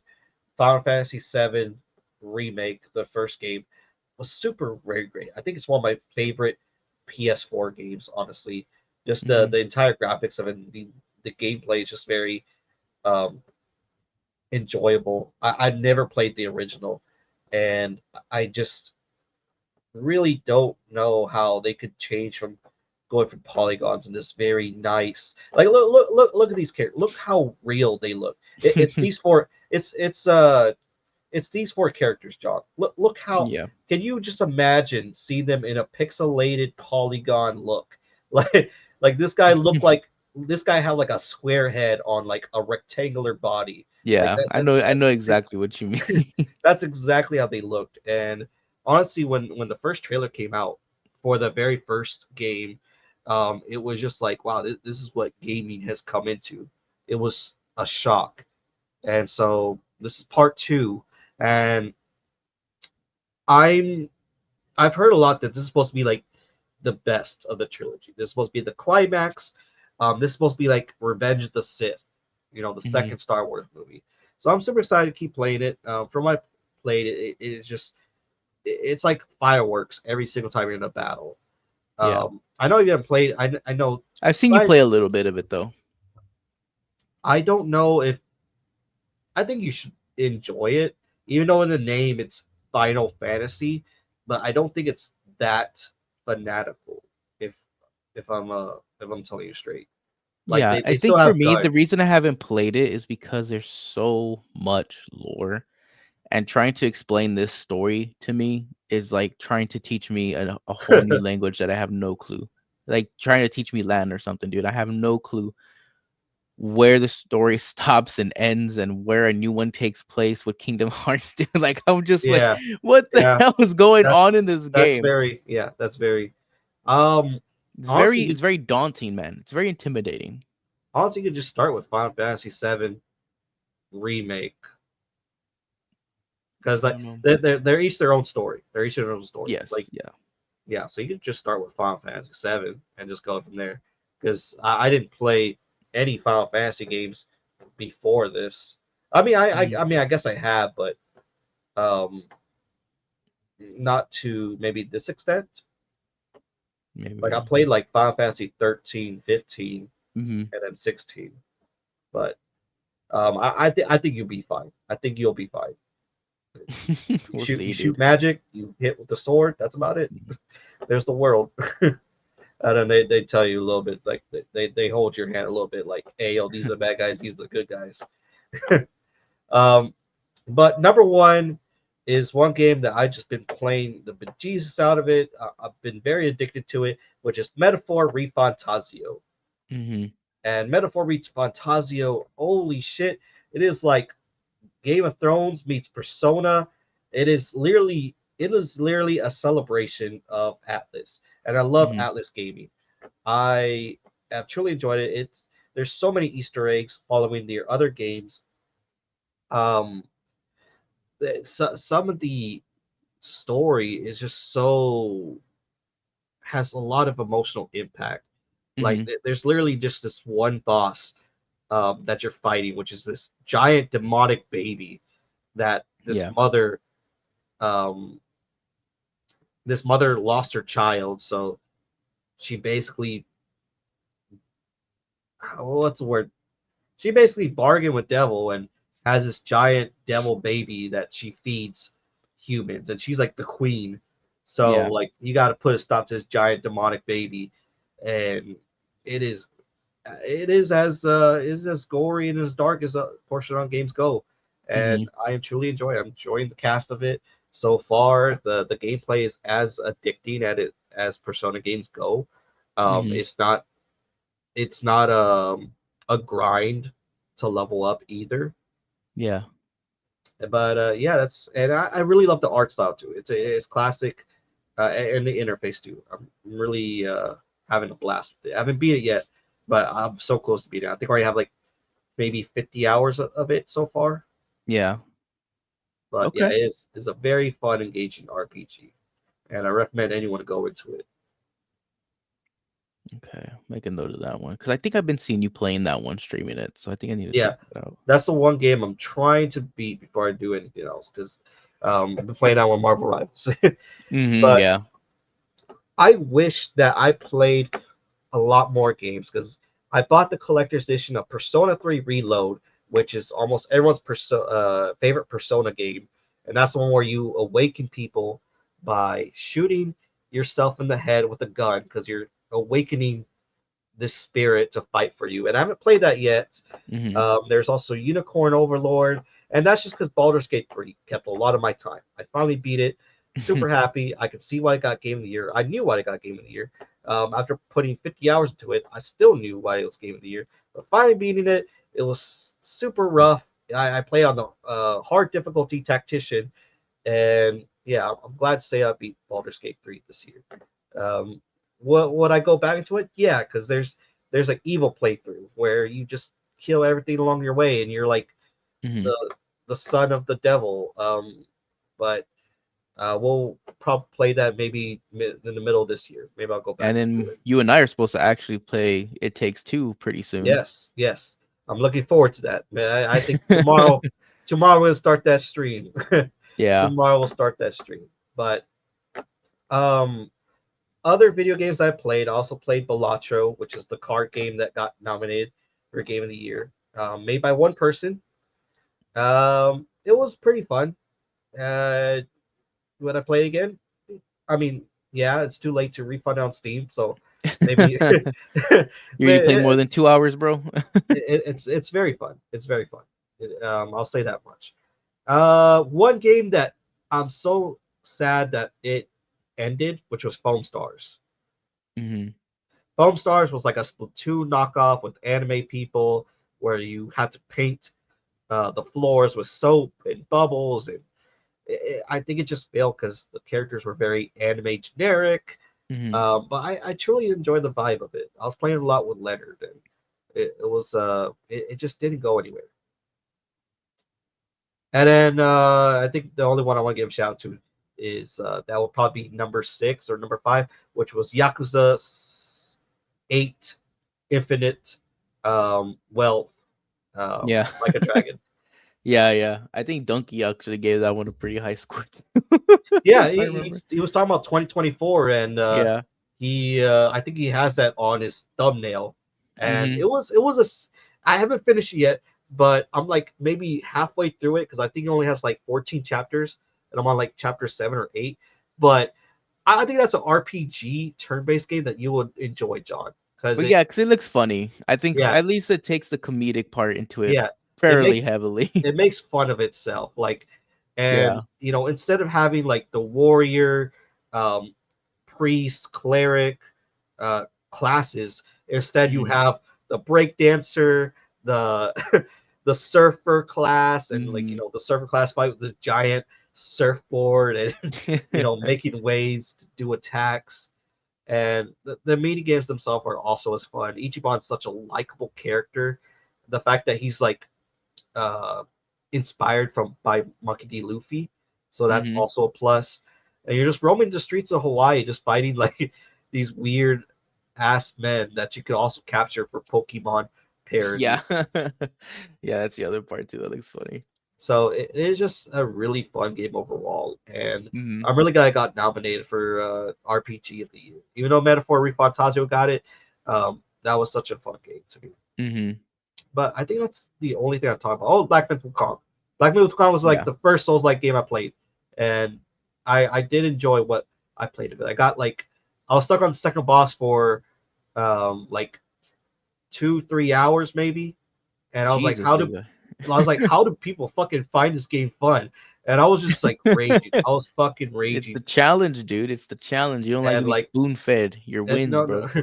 my controller kept disconnecting during battle, and I was like, this is not a game for me to disconnect. Like, why is my fucking controller disconnecting? I'll be showing like, you see, it's not me. I'm like, and it was only the second boss too. Like every other boss was like, I would die like on like the third. I would beat on the third time, but the second boss just would not fucking die. I could not dodge attack. I was like, I fucking dodged it, but it's making me mad already. But yeah, these are the games that I'll probably be upset about. And but yeah, is there any other games you want to give a shout out to, John? No, not in particular. No, I don't think I have any other things I would probably want to shout out. Yeah, I mean, there's a lot of missed opportunities that I'm thinking about, but Yeah, for I sure. can't. I mean, there's so Yeah, many there's a lot of games I wish I had the time to play. I yeah. really do wish I had the time to play them. Of everything of all the media. Video games are probably the highest of all missed opportunities because you can only put so much time into a video game, Hmm. especially if they're like, what do you call Yeah, it? like shows you can kind of watch while doing something. Um, but like I just don't have the time to play video games, man. Like if I was a full Yeah, time streamer, I mean, obviously you'd be playing video games all the damn time, but you just don't have the time, dude. And when I do finally have a time to relax and stuff, sometimes I don't want to play video games because my brain is fried from work, whatever the case is, dude. yeah, And I'd rather watch a show while I eat or something like that. So, it's just one of those things. yeah. But on to our next topic is movies. Hmm. So if you want to go into your number five movie, John. For my number 5 movie, it was a pretty good year for movies for me too. But like for this one, I really enjoyed it and I had a really good time watching it, and that is Deadpool and Wolverine. Woo! Damn. Yeah, Okay. Deadpool, yeah, Deadpool and Wolverine was really great. yeah. It really, man. So spoiler alert. Well, I mean, I don't know. All these movies could be interchangeable. Like, even right now, I think I want to switch stuff around. But Deadpool Wolverine was my number one pick. Really? Yeah, and man, that's really tough because like I think Deadpool Wolverine falls into the same curse that the other Deadpool movies have, to where like the second half is way better than the first half of the movie.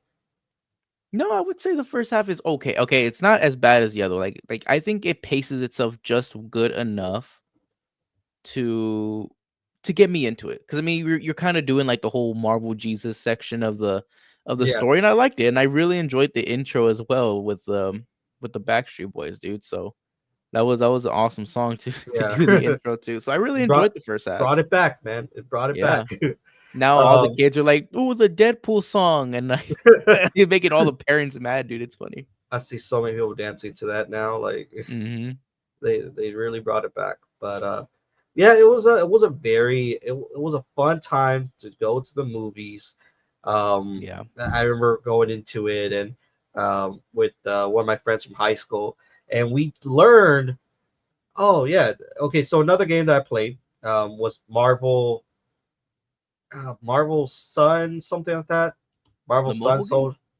No, it wasn't a mobile game. It was a tactical RPG with Marvel characters. I forgot what Yeah. it's called. Um, but in that game, I was streaming it alongside him, and he saw Blade come out. He's like, "Is that Blade? What's Blade doing there?" He thought it was a crossover. I was like, "Blade's part of Marvel." I was like, "What?" Mhm. He's like, "I didn't know that." You had no And idea? yeah, and That's wild. the thing is that so we both went to same high school, and when our Mhm. history teacher didn't feel like working, he put on a movie. And one Uh-huh. movie he always put on was Blade. He put on the Blade Wow, that's trilogy. wild to put on Blade at school. I mean, That is wild.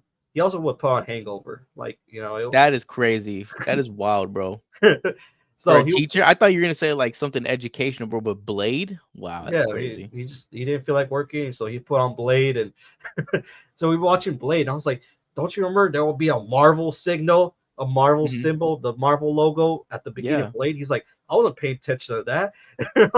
Like, bro. So we were at the movies, and Blade comes out. He's like, "Blade," and keep in mind, that he also got very excited for Electra to come out.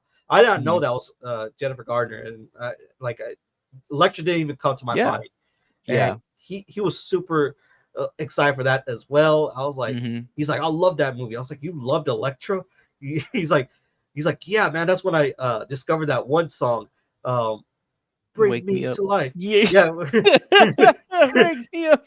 I was like, how do you remember that song came? Like, I don't even remember that song was in that movie. I Yeah, was it like, was the end credit song, dude. I think if it I was did. the end credit song. I was like, how do you remember that? Like, I don't even remember that. Man. That's Well, crazy. yeah. And so he's super into it. It was just such a fun movie from beginning to end, and I had such a fun time. Like I think that to me was a treat for myself. Yeah. Watching that.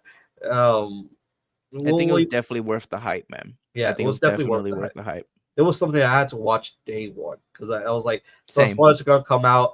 Yeah, I And did not want to be spoiled at all, yeah, dude. yeah, and I think with Multiverse of Madness, Doctor Strange, I felt like this one was gonna do the cameos a little bit better or a Mhm. lot better. And yeah, like they just literally just do cameos at your face at every second. Yeah. And like especially Chris Evans back as Johnny Storm, which was super mind That blowing. was such a funny like bait. It was such a funny bait and switch. And I was thinking about it too in the movie. Like, is it gonna do Cap or is it gonna do Johnny Storm? I think it's gonna be so funny if it's Johnny Storm. I'm gonna be so upset if it's Captain America. I was gonna be upset if it was Captain America. And I'm so glad that it was a Johnny Yeah, Storm thing, dude. it was so good. And then Cassandra Nova, it was just a remarkable villain, something just incredibly scary with how powerful she is, just Yeah. ripping off all the flesh off him. Yeah, It was super scary. the hand thing was Yeah. like freaky, yeah. Oh, you know she don't wash that hand. Yeah. And that final pan shot of them going and killing a whole bunch of Deadpools. And Mhm. I tell you, I'm still listening to that Madonna song. I'm still listening to that Madonna The song. epic version. Yes. And Yeah. I think you've seen it to where now every video that you see, every short, if there's an epic moment, they're putting that song right over it. And now it Mhm. fits. And some people are getting tired of it. I've still enjoyed it. Yeah, yeah, I think I could My enjoy it too, name. yeah. But yeah, that was my number one pick. I had a lot of fun with it. Um, What was ah your man, number 5 then? fuck man. Maybe I want to move that one to my number three. Do you know what? Okay, yeah, yeah. I'm gonna change my number five to number three because I'm thinking about that. I had a lot of time with it, but okay. So moving that one up. Um, so my number five is Monkey Man. Oh, yeah, yeah, that was a good movie too. Yeah, Monkey Man. I really enjoyed. I thought the fighting choreography was very amazing. Yeah. It just felt like a very like um, a John Wick that wasn't ready to be a John Wick, you know. Mhm. And once he got like his monkey powers, once he started his training, the fight scenes were super great. I still remember this one to this day where he like killed someone by putting the knife in his mouth and just like Yeah, yeah. It was that was that was dark, dude. I was like, "Oh, shit, that's crazy." yeah, it was super super good. And then he gets like a whole army to come and back him up. Mhm. It was really great. I really liked it. I think Yeah, I also like the dive into the culture too. I really yeah, like that they did that too. I like it when a movie can make me invested, in something like that. yeah. I think it was honestly one of the better John Wick esque movies that came out. I know there was another one that came. Oh, man, well, I can't really say that because I didn't give the other one a chance. The one with the narrator with Bob's Burgers. I can't remember what the other one was called. Well, Oh, the one where he's is it deaf or mute, yeah, something like that? he's deaf and mute, I believe. Yeah, okay. But yeah, I really enjoyed Monkey Man. Monkey Man was super great. Yeah, that was a good movie too. Your number four. My number 4 was Sonic 3. Okay. See, I that was my number really, five. really I liked. moved it up. I moved it up. I moved it up to number three. I moved it up Yeah, to dude, number I three. really liked Sonic, and the only reason I put Sonic over Deadpool and Wolverine is just because of the nostalgia, dude. That's the only thing that beat it out for me with Deadpool and Wolverine. It was just the nostalgia. I think it finally hit all the marks, and I came out of that movie with just a big old smile on my face, dude. Like I was so glad they did Shadow right. I was so glad that we got to see Live and Learn in action with Yes. Sonic, with Yes. Super Sonic Super Shadow, dude. Like it was everything I wanted out of that movie. And I know critically, I don't care how it even came out critically. No idea what it was. But to me, it was just like a movie I enjoyed, and I would foresee myself watching it again as soon as it's available. Yeah, I'm super excited to see how well it's doing. Like, I think it's already beating, like, I think it's beating Mufasa and Craven, and it's so great just to see these anthropomorphic animals that, Yeah, that probably people that outside Sonic wouldn't know. It's just beating them, and like a lot of Disney fans are super upset. But yeah. it is so great, and to see what this came out of. And right now, I feel it that the Sonic trailer was a sham. I feel like that's not how it was supposed to be. I'm backing into that conspiracy where they put out a fake trailer so they could get a reaction for everybody, because there's no way that it would be this popular if they went with that trailer, and there's no way that they planned it to go this far ahead. Are you talking about Ugly Sonic? They that Yeah, they yeah, that I they think planned that. Ugly Yeah, Sonic? yeah, they Nah, bro, planned that's the Ugly Sonic. result of internet bullying, bro. No, That no, is a result of internet bullying. there's like half the fan base that think that Ugly Sonic was a trick. That they put that out so people get very upset about it, they get very passionate about it, and then they put the real trailer. But there's I think that they were going in that direction of having a realistic animal. You think so? I think that was part of it. I really do think, cuz think about how disconnected some of these execs are with their target audience. Think about that. And then think about how, okay, well, obviously the internet's a very powerful thing. So once they get the internet involved, they bullied them basically into changing Sonic back. I don't know, man, because something changed, something in the shift changed to because I don't think the people that did Ugly Sonic would ever have given us Live and Learn and that action shot of Super Shadow and I Super have no Sonic. idea. Yeah, Yeah, yeah, I yeah, agree with you, and I have no idea who was in charge of that, but they definitely pivoted, and they pivoted in the right direction. They got someone who has knowledge and nostalgia with Sonic as well, because that was all it was with Part yeah. 3. And also Jim Carrey has chemistry Yes. with Jim Carrey. It's crazy. I don't know how. It's crazy to say that you can say Jim Carrey had a lot of chemistry with Jim Carrey, but it was phenomenal seeing him act with himself and bounce things off of himself if you think about it. It's weird. And I really hope that we see him again one day in the right writing, I think. But Jim Carrey is always a treat to watch. And him and Dr. Eggman has just gotten better and better each movie. And that's hard to say with sequels, that each sequel has gotten better and better and better and better. And it's very hard to do a trilogy where each one was better than the last. Yeah. Jim Carrey playing both characters. It was something that I wasn't expecting to be very great. Like he carried some of this, and yeah, I think it's Yeah. already established that he's coming out for in the fourth film as well. And it just honestly, like, I'm not getting tired of Doctor Robotnik. Like he adds so much character to it, Yeah. Yeah. and Robotnik in the video games was not this charismatic. No, Like, he's just an evil absolutely not. scientist. He's just an evil Yeah. scientist. Like, he might be one of like um one of the video game villains that I don't look forward to like hearing about or messing around with, because like it just works so well, because like how are you gonna have, like, in the video games, this very serious um evil scientist with Sonic that's like very sarcastic, very Hmm. life, and it works in the movies. It's so good seeing them Hmm. banter with each other. And Yeah. there's one dialogue where, like, oh, I'm gonna use that from now on. That is so clever. The writing in this is just top notch. Where he's like, "Terror bite me, Sonic," and I was like, Yeah. Terabyte me. Yeah. Yeah. That I was so was like, funny, dude. Like, yeah, so good. but like the And, little things that Jim Carrey does is that, because like as he's saying that, as like Gerald Robotnik, he's like, ha, like he's laughing at himself, dude. It's yeah, so funny. Like when I say that Jim Carrey has chemistry with Jim Carrey, it's so weird to say that. but he just knew like what he like. I don't know what it was, dude. Like he's able to play off himself. It's weird. It's really weird, but it worked so well. Um, and then that dance sequence, I was laughing my head off on that dance sequence, man. Yeah, that one was either gonna be a hit or miss. That one was definitely a bold move, Cotton. That was a bold move, Cotton, Yeah, because that could have either been too much or it was gonna hit. And I think it did hit for the most part. I think it did hit yeah.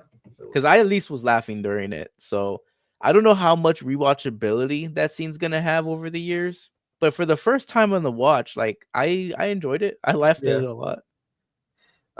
And I want to do like a little something like if we ever get a Dragon Ball Z live action, which we already have, but we don't We don't talk talk about about it. that. We Yeah, don't speak about that.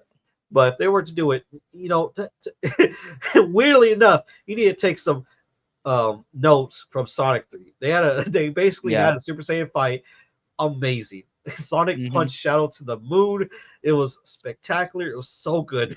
Yeah, fighting around the earth was also cool, man. Yeah, Like it was just punching like and going and the ending up in punch. different countries and stuff. Dude, I, it's I so cool. I think that was inspired from Man of Steel. You know, the punch that I'm Yeah, talking about. That yeah, had to yeah, be yeah. inspired by it. It was so good, man. I was not expecting that. Like I came in with some hopes, and my expectations were met, and it just raised them up for the next film. I was super excited Yeah. about And I think when I walked out, I was like, we're ready for a Super Smash Bros. Movie. We're ready for a Super Smash Bros. it. Movie, bro. We are ready. The technology is here. I don't want to ever hear that the technology is not there to have a Super Smash Brothers movie, dude. We can have it and we can have all the fight scenes.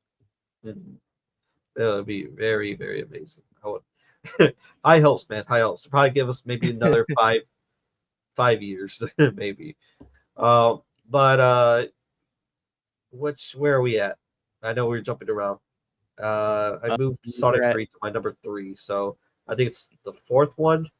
I think I'll talk for about you. fourth one. Yeah, your fourth one. Yeah, you have to talk about your fourth. Okay, so my fourth one was the Wild Robots, Yeah. and it pains me to say, I was trying to look for the best animated film of 2024, and it really settled down between Transformers One and the Wild Robot, which Hmm. were really great, were really amazing. Transformers One. Have you seen Transformers One? I have not seen it. You should really watch it. It's such a great origin story for Optimus Prime and Megatron. Like Hmm. it shows them how it explains so much of how these guys don't like each other because they start off as brothers, like as Hmm. best friends. And the voice acting in that one is really great. It's Chris Hemsworth and I can't remember his name. I really like him. The Paperboy from Atlanta. I don't remember the name. Uh, uh, but it's so great. Like the fight scenes in it were really amazing. Like it really showed like okay, so this is what Transformers is potentially able to fight. But I just don't feel that emotional impact was there as much as the Wild Robot was. Hmm. And I think I'm gonna give the best animated film to the Wild Robot. The Wild Robot really surprised me with the emotional impact and with some of just the story, the narrative, Hmm. and essentially it's just about a like an AI servant robot washes up on shore Yeah. and starts messing up the ecosystem, Hmm. and she becomes a mother to this baby duckling, Hmm. and some of the writing is really great. I think though the weaker part of this movie is just the very end, so where you're kind of reminded that it's an animated children's film, but Yeah. there's some darkness into it because it's about survivability. It's about like a dog eat world. It's about adoption. It's about motherhood. Hmm. I think one of the things that really carried out to me was like where this wise character tells someone else that, hey, the tragedy that killed your family is what saved your life. Yeah. Funny how life works. That's the exact quote. And I was like, that is very profound and very deep. And Hmm. it's just a lot of moments like that that really sets it apart. I didn't get such a, and the reason I put it over is because Transformer One is cool. Transformers are Mhm. cool. It's already from a an IP that's already established, Yeah. and so I had to give it the Wild Robot's based on the children's book, which I never saw, Hmm.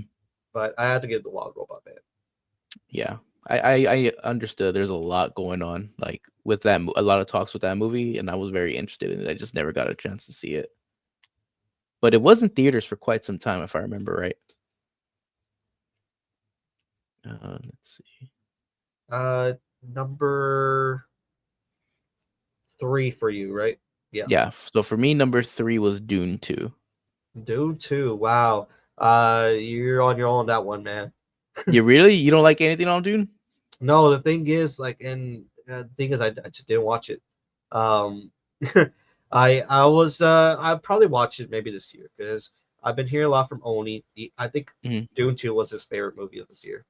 Hmm. From what he was saying, because we had like a little brief conversation, and I Yeah. just haven't seen it. I honestly am just it was missed opportunity for me, and I think also the reason is because I kept, as you see on the on this screen, there's Rebel Moon and Dune Two, and Hmm. so Rebel Moon Two did terrible. This was Yeah. Zack Snyder, and I kept getting them confused because they look the same, like Desert Planet, I believe. Yeah. Um, so I just kept getting them confused, and so Hmm. yeah, but Dune Two was a lost opportunity. I think Dune is that the one with Zendaya? Yeah. Okay, And yeah, Timothy Chalamet, whatever, however you yeah, pronounce his name. there you go. But yeah, so I really enjoyed Dune 2. I'm surprised because I typically can't.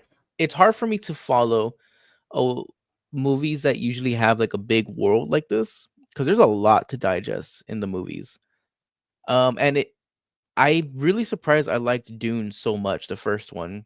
And so that's what intrigued me to watch part 2. And I was surprised how invested I got into the characters, how well the acting was done, and like I said, like building this world is very hard because there's a lot of lore. There's a lot of like subtext that you have to like really read into. And I think just it really does a good job at submerging you into the world that you're in. And I think part two just does an even better job than part one. And it's crazy how invested you can get and not even realize that you're towards the end of the movie and you're like, "Oh shit, it's already ending?" And like we're just getting started. And so now we have to wait for Dune Part 3. And I'm excited for it. I can't remember when it's coming out, but I hope it's soon because I'm super invested in the movie, dude. And then also with the top-notch acting that we're getting from everybody in it as well is pretty good as well. I'm surprised you're so into sci-fi that you don't like fantasy. It's weird. I don't know. I just fantasy is just something I'm not into, dude. But I guess if I like Star Wars, I would like Dune, right? Yeah, absolutely. For sure. I It's think not this like is a movie you would like. This is for sure a movie you would okay, like. all right, I got it. All right, then it's definitely on my watch list. Is that all you had to say about Dune? Yeah, pretty much. Yeah. I believe we're on two. So did you want to say your two, or do you want me? Go ahead with your two. What's your part All two? right, my two is probably the only horror movie on my list, which is Smile Two. Smile 2, I really enjoyed the singing into it. Really, I this was the anticipated movie for me. I really enjoyed Smile. I think Smile had a lot of potential, and when I watched it, I was really captured just by the building of the story and just how wonderful the Scream Queen was in that one. And Hmm. so getting this one, um, I just I just fell in love with what's her name? Naomi There you go, Naomi Watt Scott, right? Scott. No, Yeah, yeah. yeah, I just fell in love with her. I was like, she makes me want to watch Aladdin. I was like, okay, like I did not know she was singing those bars in that thing, and so finding out that she plays Jasmine in live action was like that Hmm. makes me want to watch it. And she did a remarkable performance. She came out of nowhere as a scream queen, Yeah. and the whole like stop fucking smiling at me. You know, Yeah. it was such a great scene, and I really like this whole perspective of going around a uh, pop idol and paparazzi and fans and stuff like that. This is way Mhm. better to trap. Um, so yeah. Oh yeah, dude. Don't even get me started on the trap, bro. Oh Jesus. I was trapped to watch that movie, bro. I'm telling you, dude. It was not as advertised, I'll tell you that. But yeah, the the jump scares were very clever. I did not see any of them coming, and Mhm. just when you think they're coming, they do like a little like a little trick on you, and Mhm. they go somewhere else. It's just very great, very great. Yeah. And there Same. was a lot of there was a lot of creepy imagery as well. Like Absolutely. stuff was just unsettling and uncomfortable. Yeah. Like I said, dude, it was a really good year for horror movies. And dude, like I had to fight myself to not put more horror movies on my top 5. Had to give it a little bit of variety. Yeah, dude, because honestly, dude, some of the best movies I saw this year were horror movies, which you're probably gonna be surprised with my top 1 and 2, to be honest with you. I probably will. I probably will. Yeah. I there's gonna be one film on there that I think you're rate higher, and that I did not enjoy. Honestly, I Okay. feel it. I feel like We'll it's coming. see. Well, We'll what's see your though. number No, two? I don't know. We'll see because I don't think you have seen any of these. We'll Okay, see. But for my number 2, because we talked, yeah, my number 3, yeah, we talked about my number 3. So my number 2 was actually Nosferatu. okay, yeah. So That one I just thought, came out. That one yeah, just came out. So, yeah. so So I actually have excuse on why I didn't I watch was that the one. one glazing that movie. Yeah, From the time that I first saw the trailer, I found out who's the director and the first title screen. I was the one glazing it up on this channel, and I yeah. thought that it was such a bold move to have this movie come out on Christmas Day, and I was right. It was such a good movie. Um, one of the best horror movies of the year by far. And there was a lot of good movies this year. It's just such a good period piece. It's like think of like how Tim Burton drives you into a world of like a gothic world. It's very dark, it's grimy, and it's got those gothic tones all over the place. And think about that in a horror movie setting, like an actual horror movie setting. And that is what you have here with Nosferatu. Like it really does a good job at building the world, creating the space, and really does a good job at really highlighting its characters in the best way. And Bill Skarsgård is unrecognizable as Count Warlock. I had no idea. Like I knew he was playing him, but like as I was hearing him talk, hearing him watching him speak, I'm sorry, watching him like Did Bill Skarsgård? navigate around. Yeah. Oh, I'm sold. I didn't know he Yeah. was in it. Yes, dude, he's Count Warlock. And ironically enough, he's also in one of my worst movies of the year, which is The Raven, and now we have Nosferatu as one of the best movies of the year for me. And it's just surprising that he did such a good job because I he was completely unrecognizable. I had no idea he was talking when he was speaking, and it's just such a good film. It's not like piss yourself scary, but it's very unsettling. It's a very unsettling film, and it really makes you feel uncomfortable, and I think it does a really good job of that. Um, okay, I haven't seen it, but yeah, I'm not much into classic monsters, but everyone's saying that this one's really great, Mhm. and so pretty excited for it. The last vampire movie I saw, which I really liked, was the Voyage of something. You The remember Last that one? Voyage. Yeah. Of Den Mortoir or something like that, where Yeah. they're all on a ship. That was really great. I did like that one. I think you'll Um, like a scene in there because that Last Voyage movie is actually part of like the Dracula story. So like there is a little scene in there with oh, Nosferatu as well. interesting.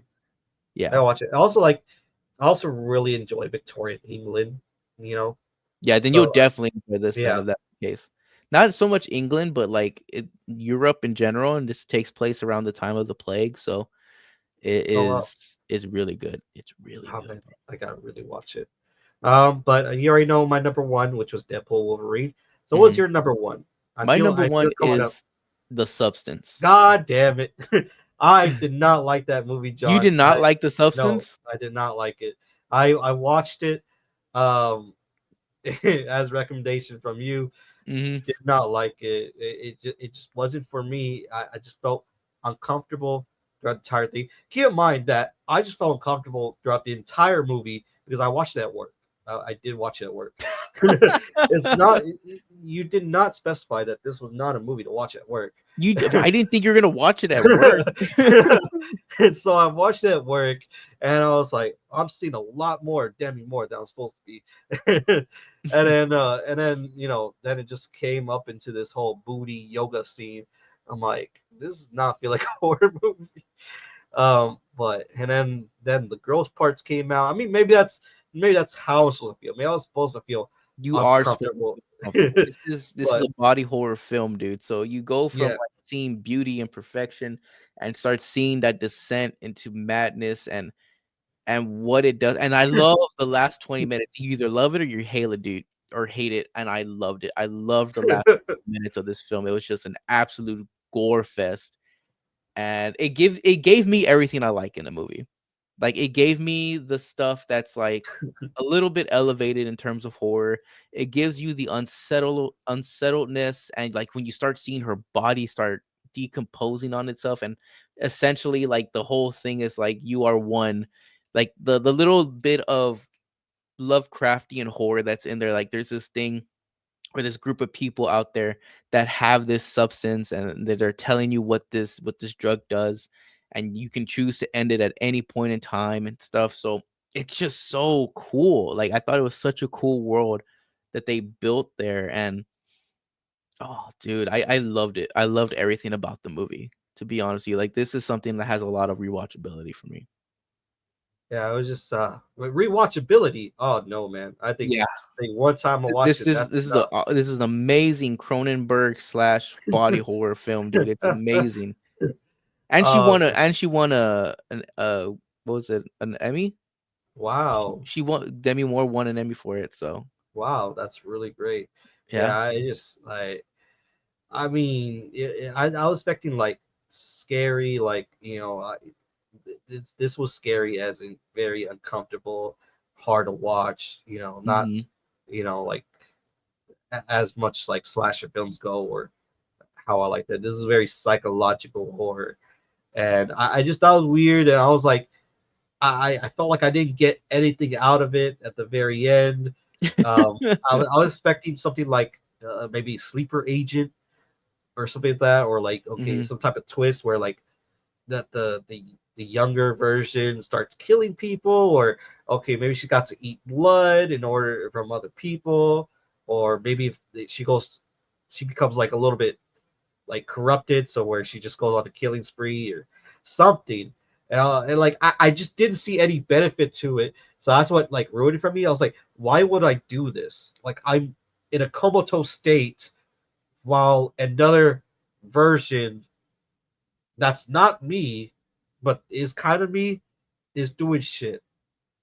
That's the point of the movie, dude. It's about and it also goes back to the scene where like she's also trying to get ready for the date and like she keeps going back, does something. Keeps going Yeah, back, does something. yeah, yeah, yeah. And then she just ends up not going and she just throws like you see the mental decline from beauty in I, Hollywood. I, That's really what it is. I understand that, but like you have to ask yourself, like, would you try the substance? Absolutely not. But that's what I mean. See, We see, don't have that need to be beautiful. We don't have that. So like when you that. that's why it does like the at the very focal point you see and it establishes that this character is judged by her beauty and her Yeah, age. yeah. So it's at the front post most of the movie, and that's where the focal point is, and that's what Uh, we need to understand that the movie is at and where her mindset is at. yeah. I just that's what's kind of putting myself. I was like, trying to put myself in her shoes, and I was like, there's no benefit to doing this. Like, what am I? Why am I doing this? You know, like, am I telling myself that that's me up there on that billboard? Like I'm Sue. That's supposed to be me. That doesn't. Like And it that's the doesn't thing, feel like, like but that's the part of it. Like, even though she's beautiful, she still hates herself. yeah, And that's the point. She hates yeah, herself, yeah, whether she was beautiful, whether she was the way she was, and that being beautiful for like 7 days wasn't gonna fix the issue. yeah. It And was the then fact that she had self-loathing issues. yeah, and I get and you know like I get the message that like when she starts self-loathing herself, her other self was also loathing herself, and it was until the very end to where like you know Beauty's like skin deep, so when they became a horrific monster, they started accepting themselves, and Yeah, you know, yeah. so I understand that. I didn't like how I had to get to that message, but it was a fine message. I was Dude, surprised to see how many people liked it. Like even Moist Critical and you know a lot of people were like, "This was the best movie. It was the weirdest movie." I was like, "I thought it was yeah, fucking it was I weird." thought it was fucking awesome, dude. I thought it gave me everything I love in a horror I'm movie, dude. so glad because I'm so glad I just watched it at work, even though that was probably the worst way worst way to watch it. I'm just glad I took that route because my mom also loves horror movies. I'm glad I Mhm. didn't say like, "Hey, mom, you want to watch this horror movie?" Everyone say it's really great.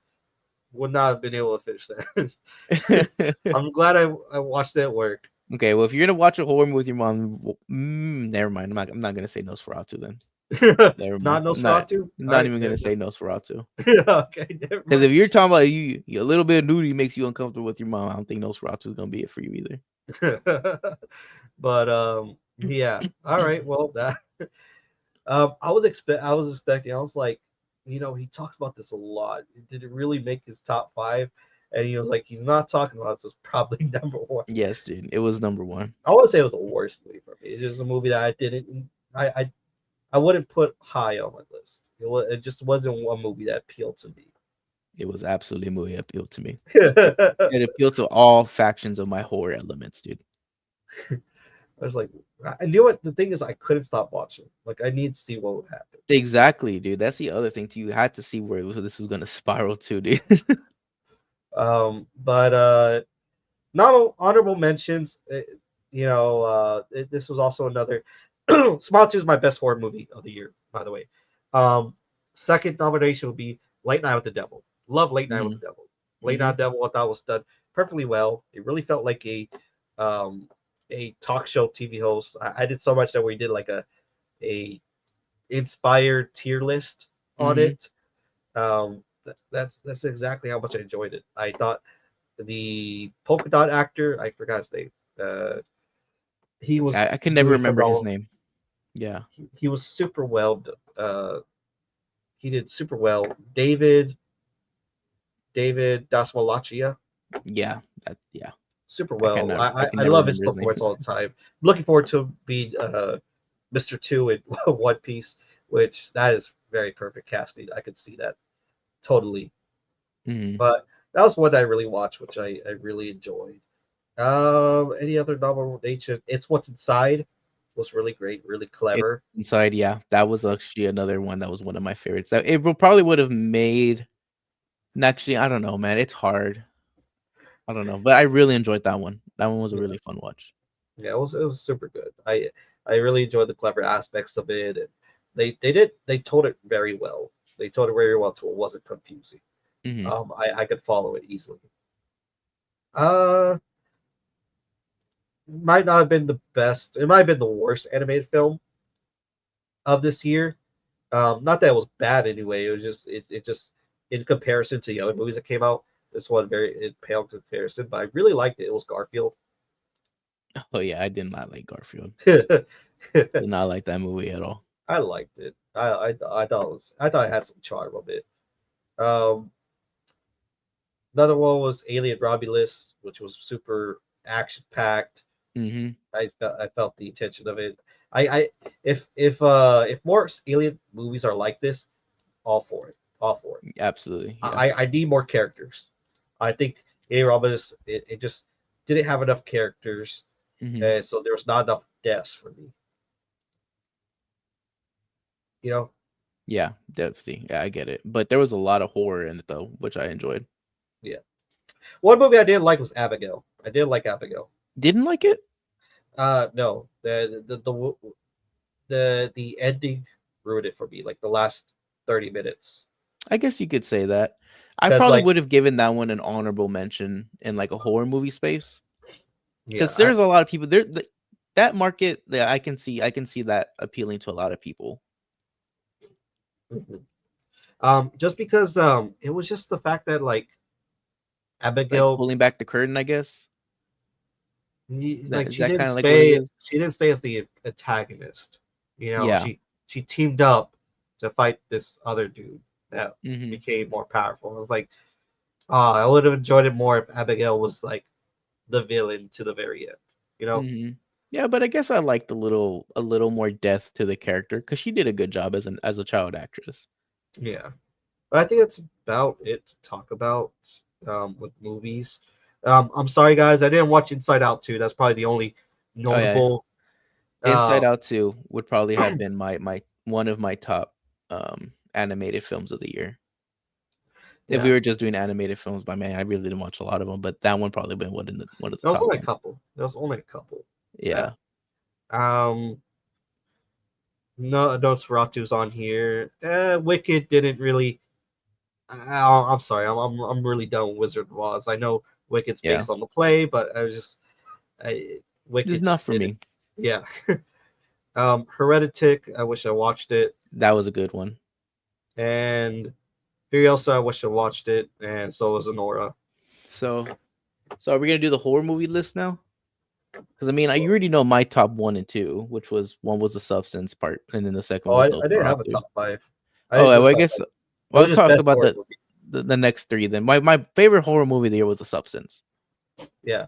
So there was The Substance, and then the second one was Nosferatu. And I guess I'll just go down the list. So three was what did I put down? Because I was fighting with myself again. So three, I put Terrifier. No, sorry, no. Smile. I put Smile at number three because that was Small. one I was fighting with myself a lot of. But three, I put Smile. Oh, Four, I Smile. put number three, I put Smile too. Number four, I put Terrifier, and then number five, I put Heretic, Okay. and Damn, those are all really good. you were on the horror game, man. Yeah, the horror game. Yeah, I was definitely watching as many horror movies as I can because I was just so excited for like so many of these, dude. And if we had more on the list, like Late Night with the Devil, definitely would have Yeah. given that one a thumbs up. You already mentioned Alien Romulus. That was a phenomenal film. It really did bring back horror in the alien space. Um, I probably would have given Abigail to some type of honorable or sorry, Abigail, just some type of honorable mention because I thought it was fine for the most part. Like you said, like the last 20 to 30 minutes, it kind of like pulls back the curtain a little bit, kind of changes things up, and I think that was fine for the most part. Um, I mean, there was just so many good horror movies this year, dude. Yeah. Like Um, it was, but there was a lot of shitters though. There was a lot of shitters this year yeah. too, along with that. I'll say that though it kind of what's the word? Like I was hyped for it, but it didn't really meet my expectations. I'll still probably put it over Abigail, which was Quiet Place Day One. That was okay. Yeah, Yeah. that was okay. Um, it didn't give me quite as much as I wanted, but I did Yeah. enjoy the characters. I did enjoy Yeah. the characters, so they were pretty good. Another one I really liked. This one was probably the one that was like actually scary. Was Oddity. Oddity Odd. was pretty damn good in terms of like building suspense and actual scary elements of it. So that one was pretty damn good. Um, man, there's a lot. Like I only was fighting with myself for the top five, but like there were so many that came out that were really Yeah. good. Um, I know I didn't mention, but I should probably talk about the worst. So the worst anime that I watched was Re Monster. Hated Re Monster. I hate Hmm. watched that one. I just want to see You what the hate fuck was watched going. it. Yeah, this is the one I told you that was like a harem done badly to where like. Hmm. So it's about this dude. He resurrects from not the real world, from another world into this world of Hmm. fantasy. So it's a fantasy anime, and he eats whatever he eats, he gets the power of. Okay. So he's a goblin. He starts off as a goblin, Hmm. and he keeps leveling up into like an orc or a goblin, and he makes his own goblin society, and everyone has like names, and they all level up too, but they all look completely different. So I lose track on what characters what. Like they change different skin colors, different hair colors, Hmm. and they just have like a different name to them, and they just become very overpowered. And this Hmm. dude, he like sleeps with like 20 people in this show.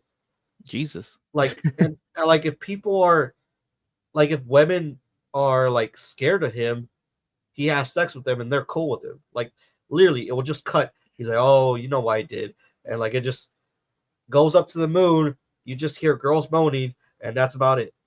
That's super weird. Like in the third episode, I think it's the third episode. He has like a seven some. I don't know what you call that. Hmm. A septuple some. I don't No know. idea what that is even called, Yeah, dude. yeah, yeah.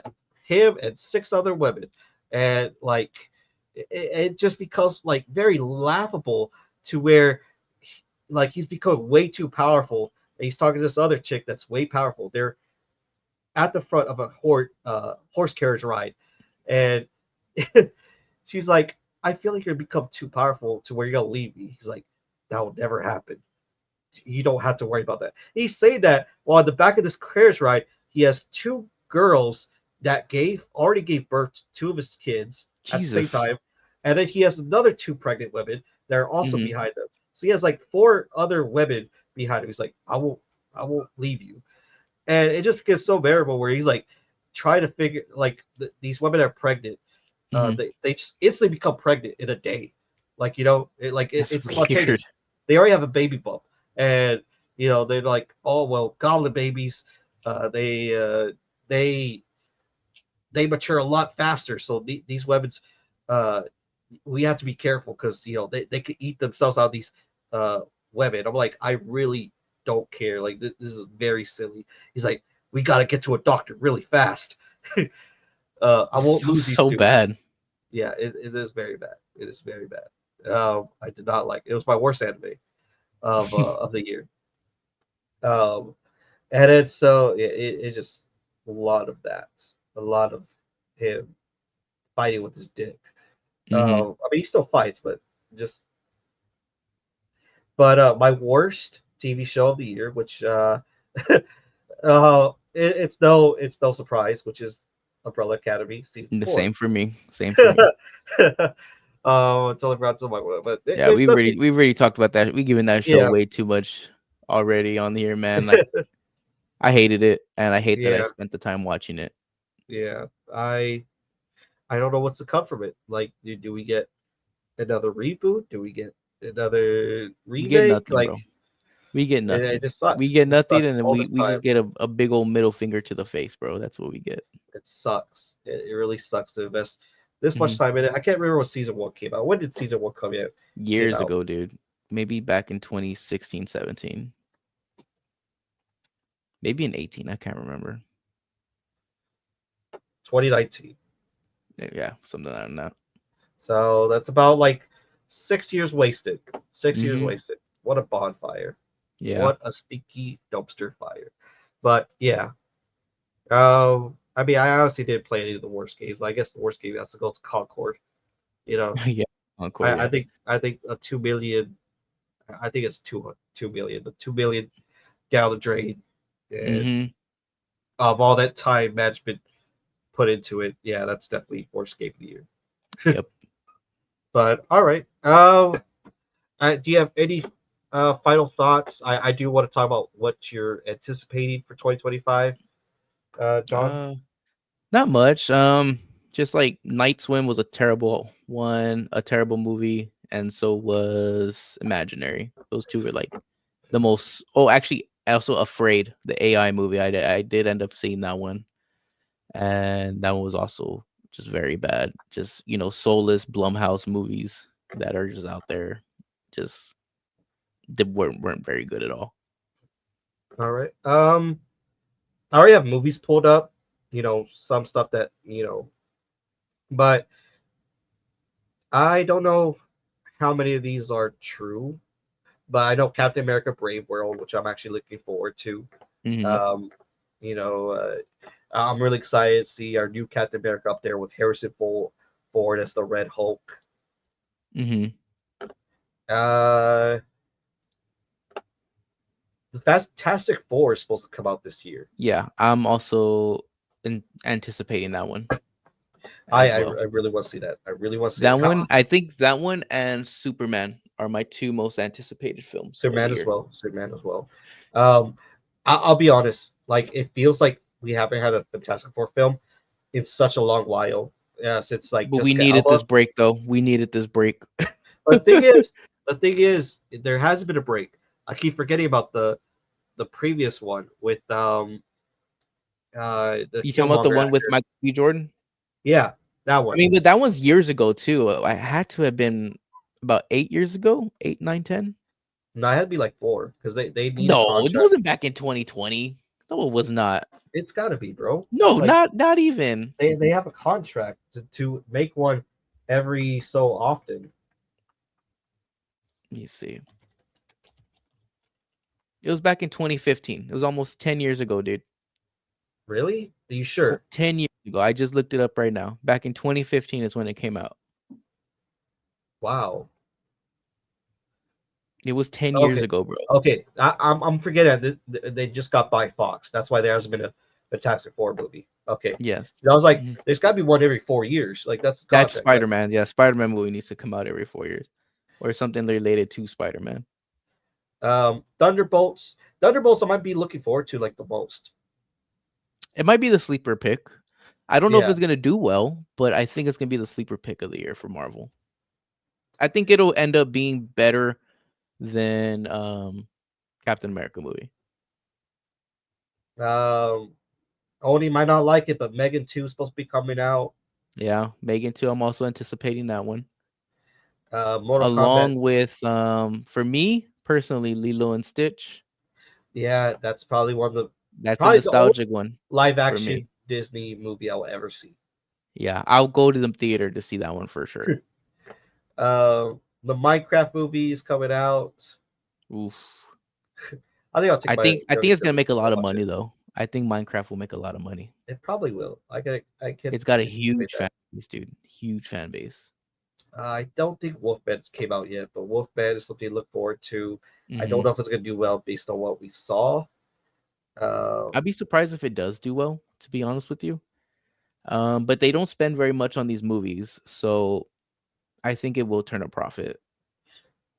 um, I haven't seen Avatar 2, but supposedly Avatar 3 is supposed to come in. Yeah, Avatar 3, I suspect it's gonna be like one of those billion-dollar movies that comes out this year.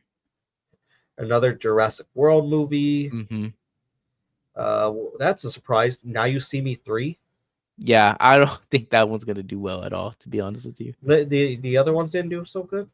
I mean, they did fine, but I feel like it's one of those movies that like, Oh, you know what?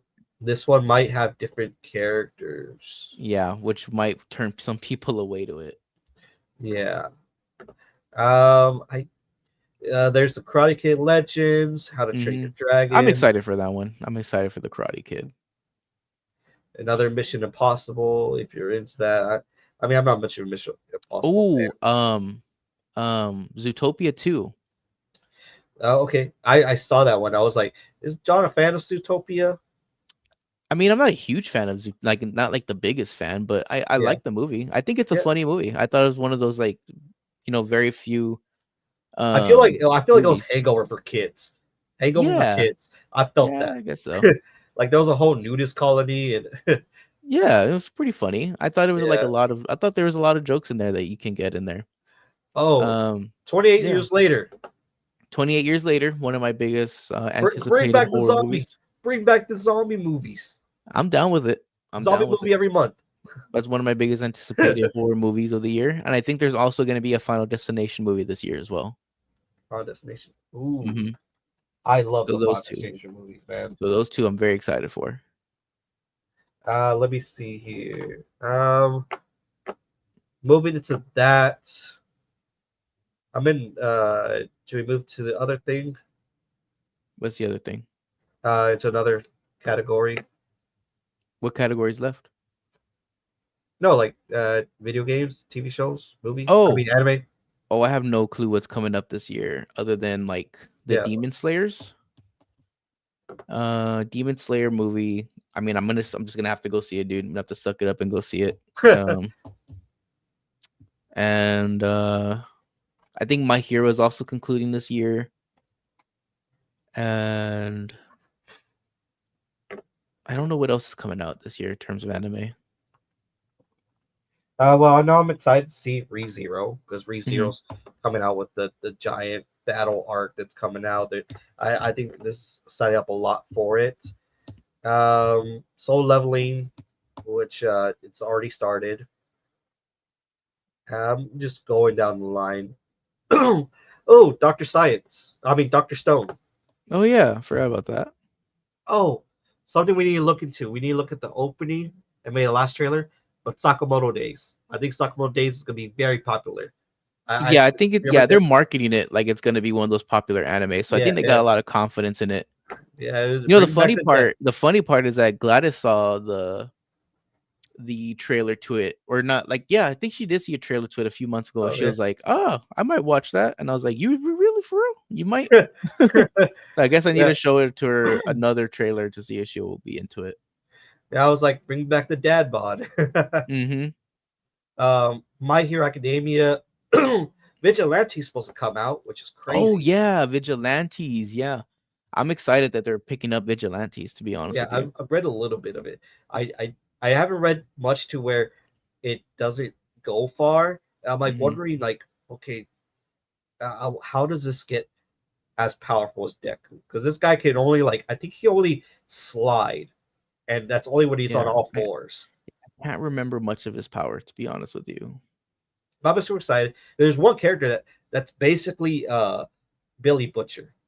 Yeah, I've seen that character around. Oh, one I'm super excited to see is Fire Force season 3. I have not seen Fire Force. Really?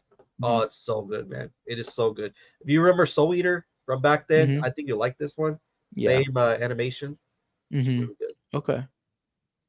Uh, Kaiju number 8, season 2. Dan Okay. Dan season 2. Yeah. Ooh, we cooking in July. We are Hmm. cooking in July, bro. My Hero Academia Leviathan. I'm not sure what that is. We probably gotta look more into that. Hmm. Uh, that's all I see for right now.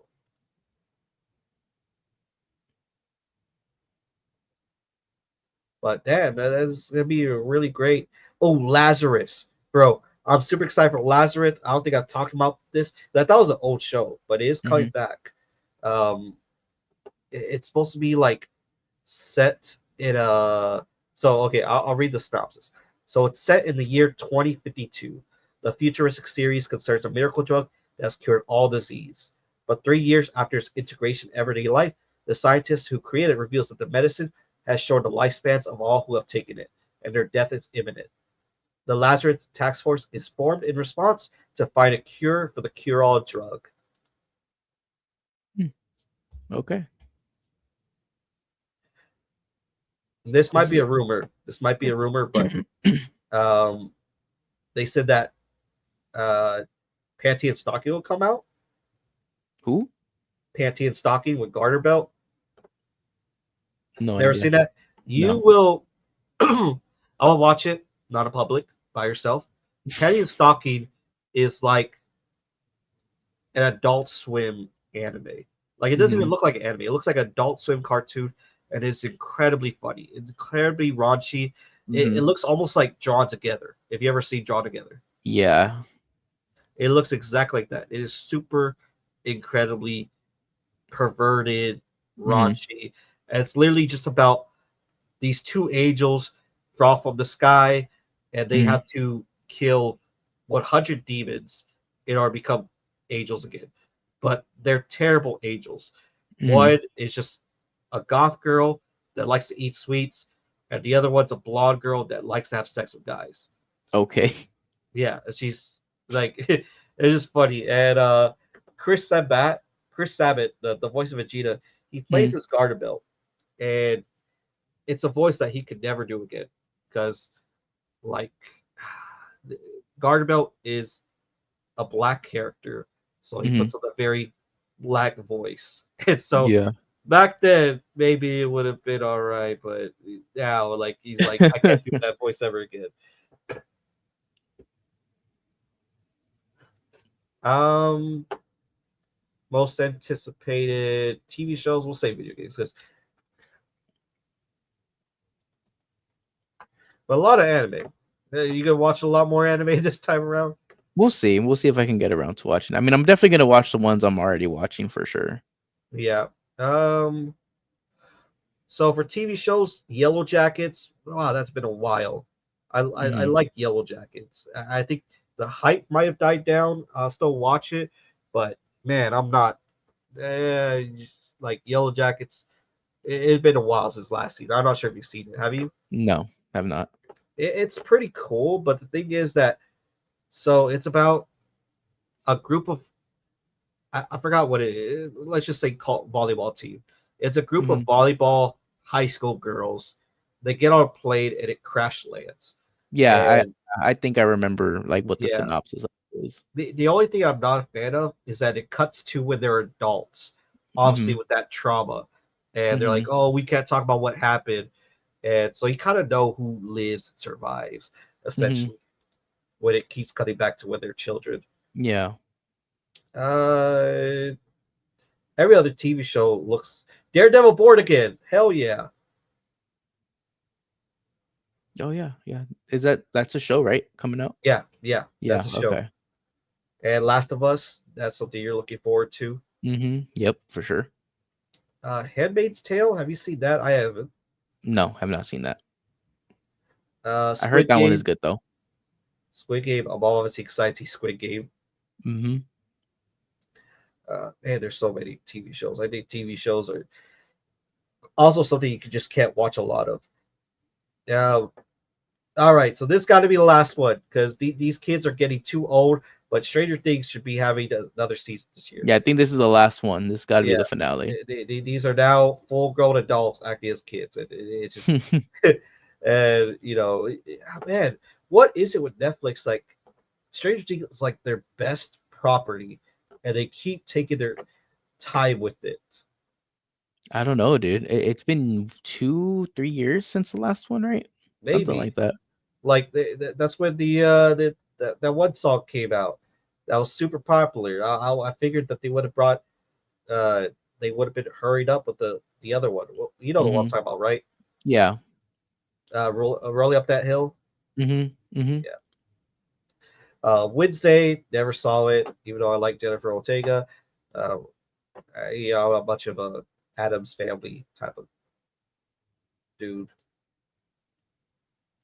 And then I think that's about it for TV show. I'm probably missing a lot, but that's a lot already. But video games, yeah, video games. The thing about video games, it's hard to get into because you get to buy them. All these TV Exactly. shows and movies, you could like easy just pay $7 to go watch it, or watch it on a streaming service. Video games are hard because all these are like fucking $70. Hmm.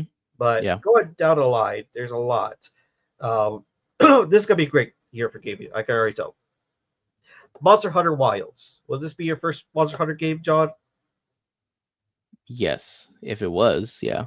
If I did play it, yeah, it would be my first Monster Hunter game. No, I'd be like, would you buy it? Probably not. Probably not, is, to be honest with you. There's a lot of video games I probably wouldn't buy, is dude, that to is be that honest with too you. is that too fantasy? It's like Jurassic Park, but with I souls. mean, essentially, yeah. It probably, yeah, it is. We got Death Stranding 2. I'm looking forward to that one. I love Death Stranding. It's one of my favorite PS4 games.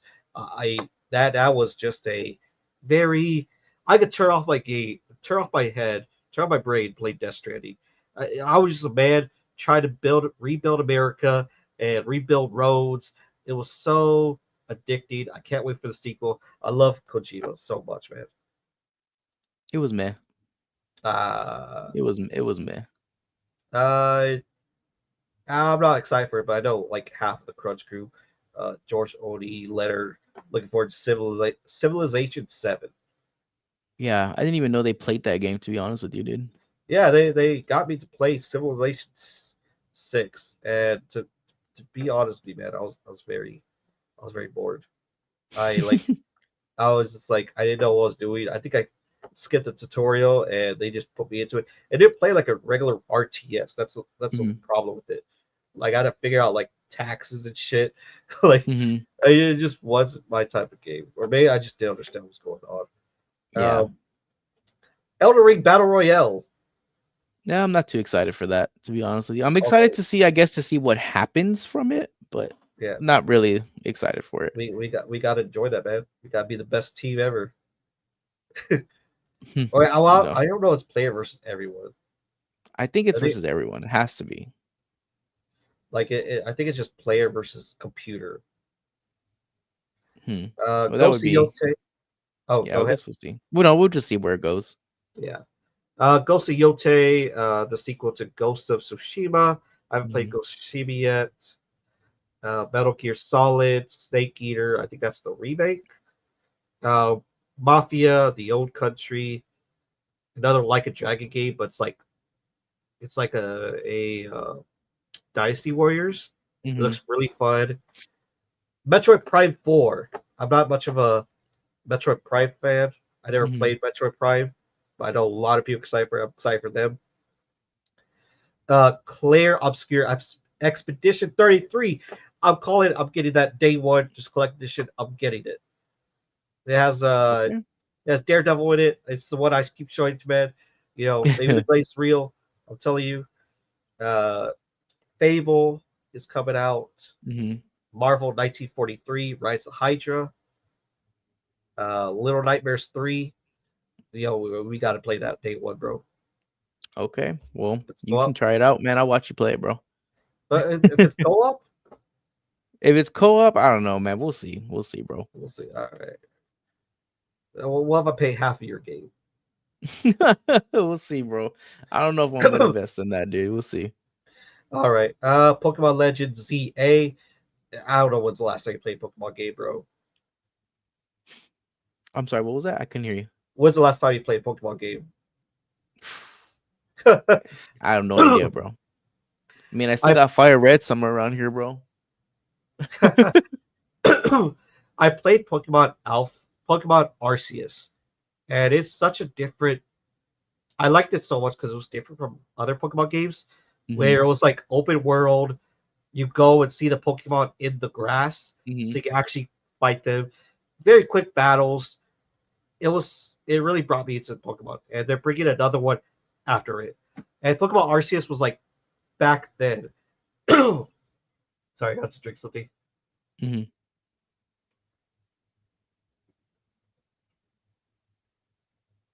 It was set in a time where people didn't know anything about Pokemon. Like people were still wearing samurai garbs, so Mhm. it was really different. Yeah. So I'm excited for this. And this one looks like Victoria England, uh, Mhm. if I'm not mistaken. They're bringing back um, the best thing that Pokemon has ever done, the best mechanic, which is Mega Evolutions. Mhm. They look Yeah. like fucking Digimon, man.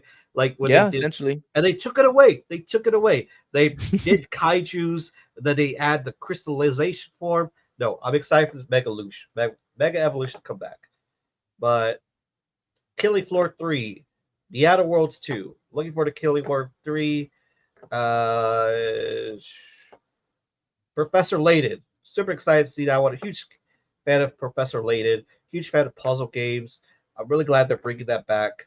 And I feel like that should be everything, but there's one that I'm missing. I can't believe it's not on there, which is Grand Theft Auto 6.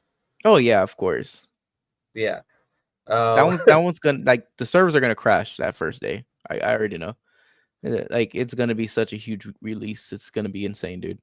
yeah, yeah, most definitely. Oh, and I want to give a shout out to Dispatch.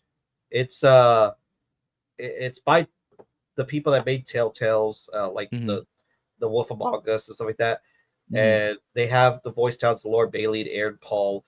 I'm so excited about it. You're oh, and like I learned more about the story, John. What I was telling you, Mhm. it's the one that's like kind of like a comic book type of thing. Yeah. It plays Mhm. like the Scrubs.